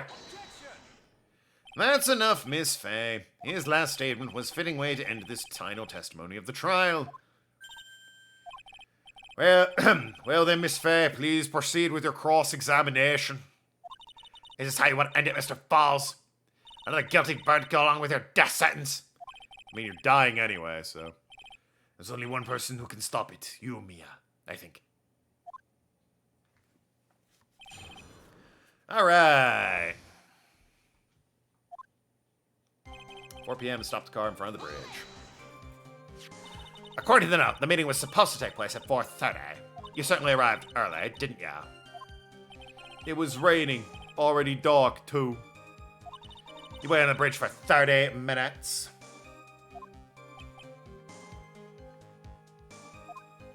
Mr. Falls. Eagle Mountain, that spot. Strong memories. Why did he just clam up? Could it be he's hiding something here? Maybe it was just being nostalgic. Who knows? She wasn't there, so I waited on the bridge. You were quite early, so you waited on the bridge, correct? Yeah, I like waiting. I'm used to it. Judge, 5 years ago should have been dead. I'm sure he is. Zebra Boy waited 5 years to ask a single question. To find out why a woman betrayed him. To him, 30 minutes must have been a blink of an eye. Couldn't remember the fucking face of her, though. You're watching the car? That bridge, other side broken. Nobody can come from there. So I was watching car. What else were you expecting him to do? I suppose that's the obvious thing to do, but something's bothering me. I get a feeling. A contradiction. I wonder what's on the other side of the broken bridge anyway.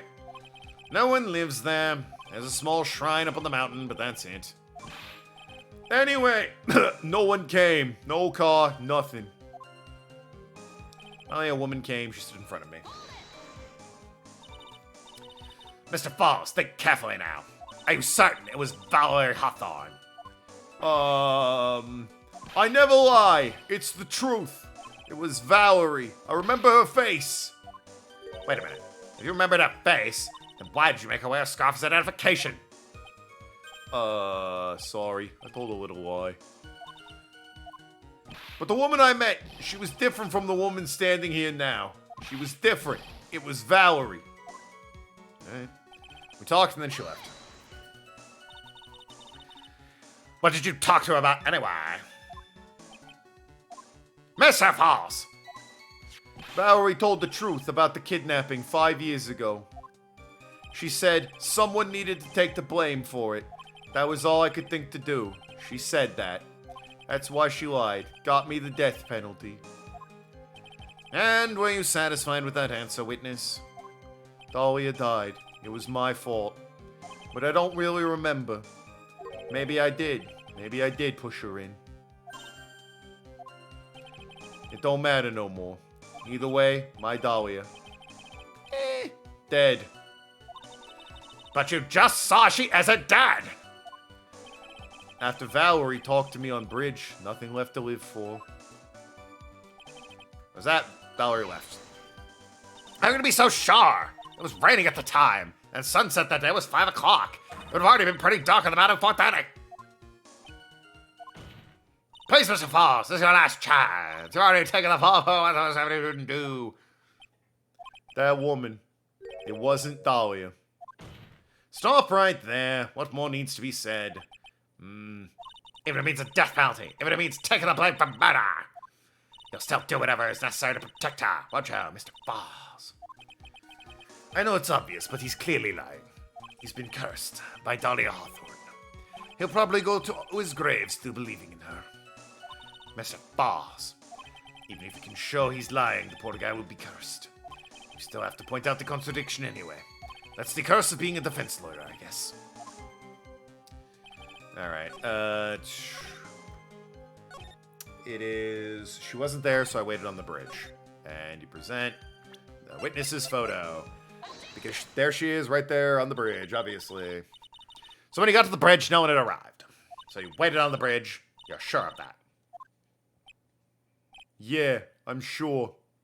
You're sure, huh? Well then, I'm sure too, Mr. Falls. Sure they are lying! Fucking got him. Huh? What? What? Hey, why are his handcuffs off? Everyone, can we, like, fucking... The man's a pedophile, please. Lock him back up. Oh, I would love to hear your rationale on this, Miss Faye. You want to know who arrived at the bridge first? Just look at this photo. Look at this photograph! It's perfectly clear. Obviously, the person that came first would be the one at the end of the bridge, right? But that's a victim at the end of the bridge. Precisely my point. In other words, Mr. Falls, you must have arrived at the bridge after she died.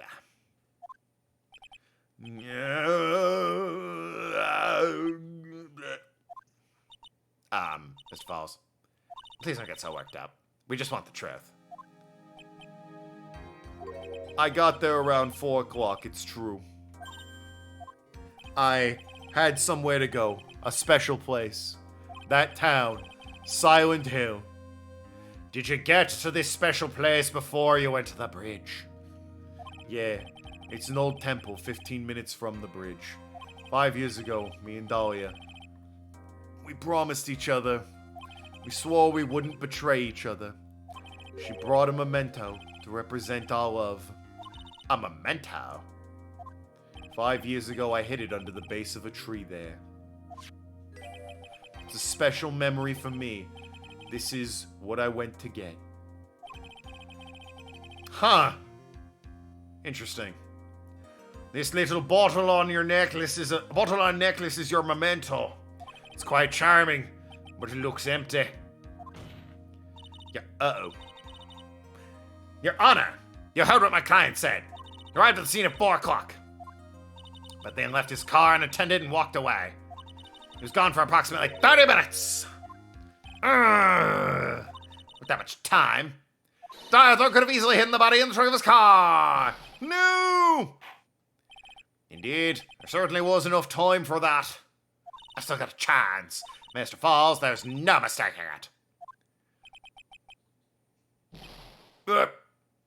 Huh? Mr. Falls?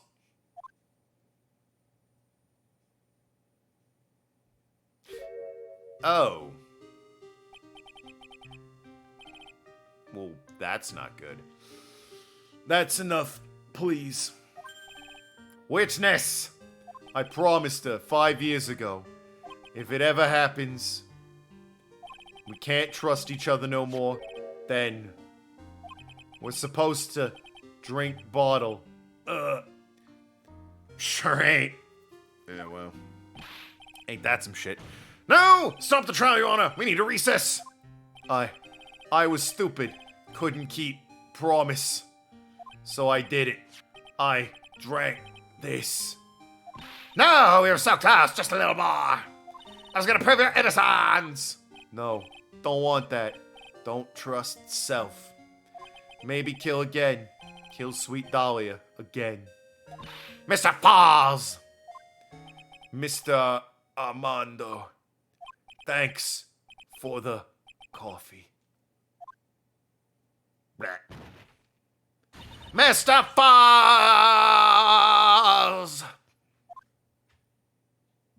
Well, can we, get him out of here? He is a corpse, and this is not appropriate for people to be seeing. And so, my first trial ended. Gonna count that as a loss, aren't we? Suddenly and tragically. It ended with no winners, only losers. Well, I mean, Edgeworth won that trial. In fact, I believe he brags that he won his first trial. I ended up with a wound that cut so deep into my soul, I thought it'd never heal. I'm sure it was the same for the young prosecutor as well. He's literally never brought it up before in his life, so...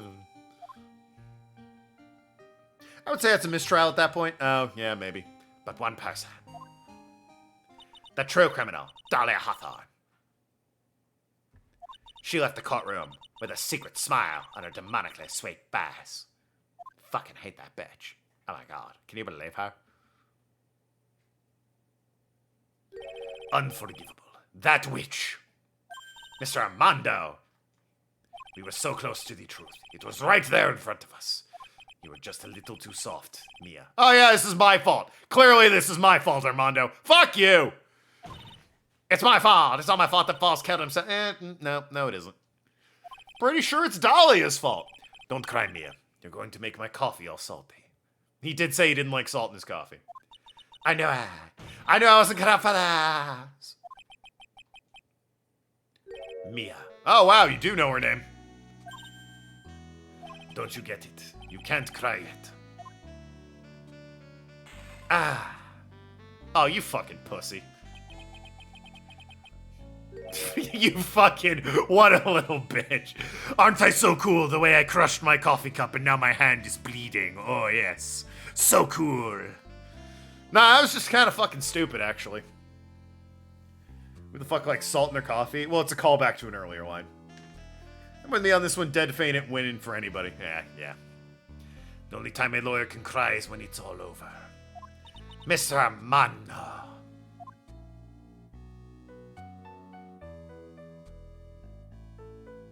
No matter how tough the case, no matter how bitter the memory, they always fade over time.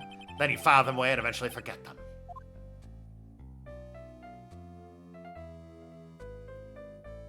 Oh, we're back with Phoenix. 1 year later, in this very same courthouse, I myself got wrapped up in that case. Ow! Ah, no, little me, it wasn't me, no. Idiots in the wrong courtroom again. Happens every time. Only after that did Dolly Hawthorne get put on trial for her crimes.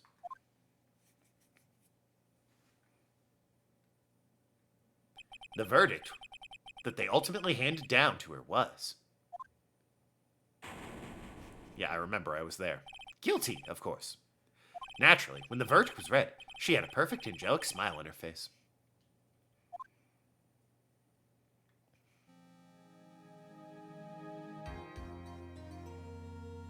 It was finally all over. At least, that's what I thought at the time. Unfortunately, I couldn't have been more wrong. It's been 5 years, but now something has happened that's made me remember all of this. Damn that Facebook memories slideshow it showed me. Curse you, Mark Zuckerberg! Young Edgeworth. Hey, turnabout beginning. 2.5%! Play the damn game! Anyway, yes, saving. I will save my progress, and that is going to be it for me. I'm already a little over time, but that was a shorter case, so I wanted to get through that all in one day. We'll be back on Thursday with Paranormal Sight, probably the finale of that game, so get ready for... Please, not another visual novel. I don't need a third one in my life. Right after this one. Yay. More people play it on Steam. That's fair. But even so, the 2.8 is people on Xbox. Why are you playing this on Xbox and not playing the damn game? Whatever, not the point. Toodle pip, love you all. Good night. I will see you on Thursday.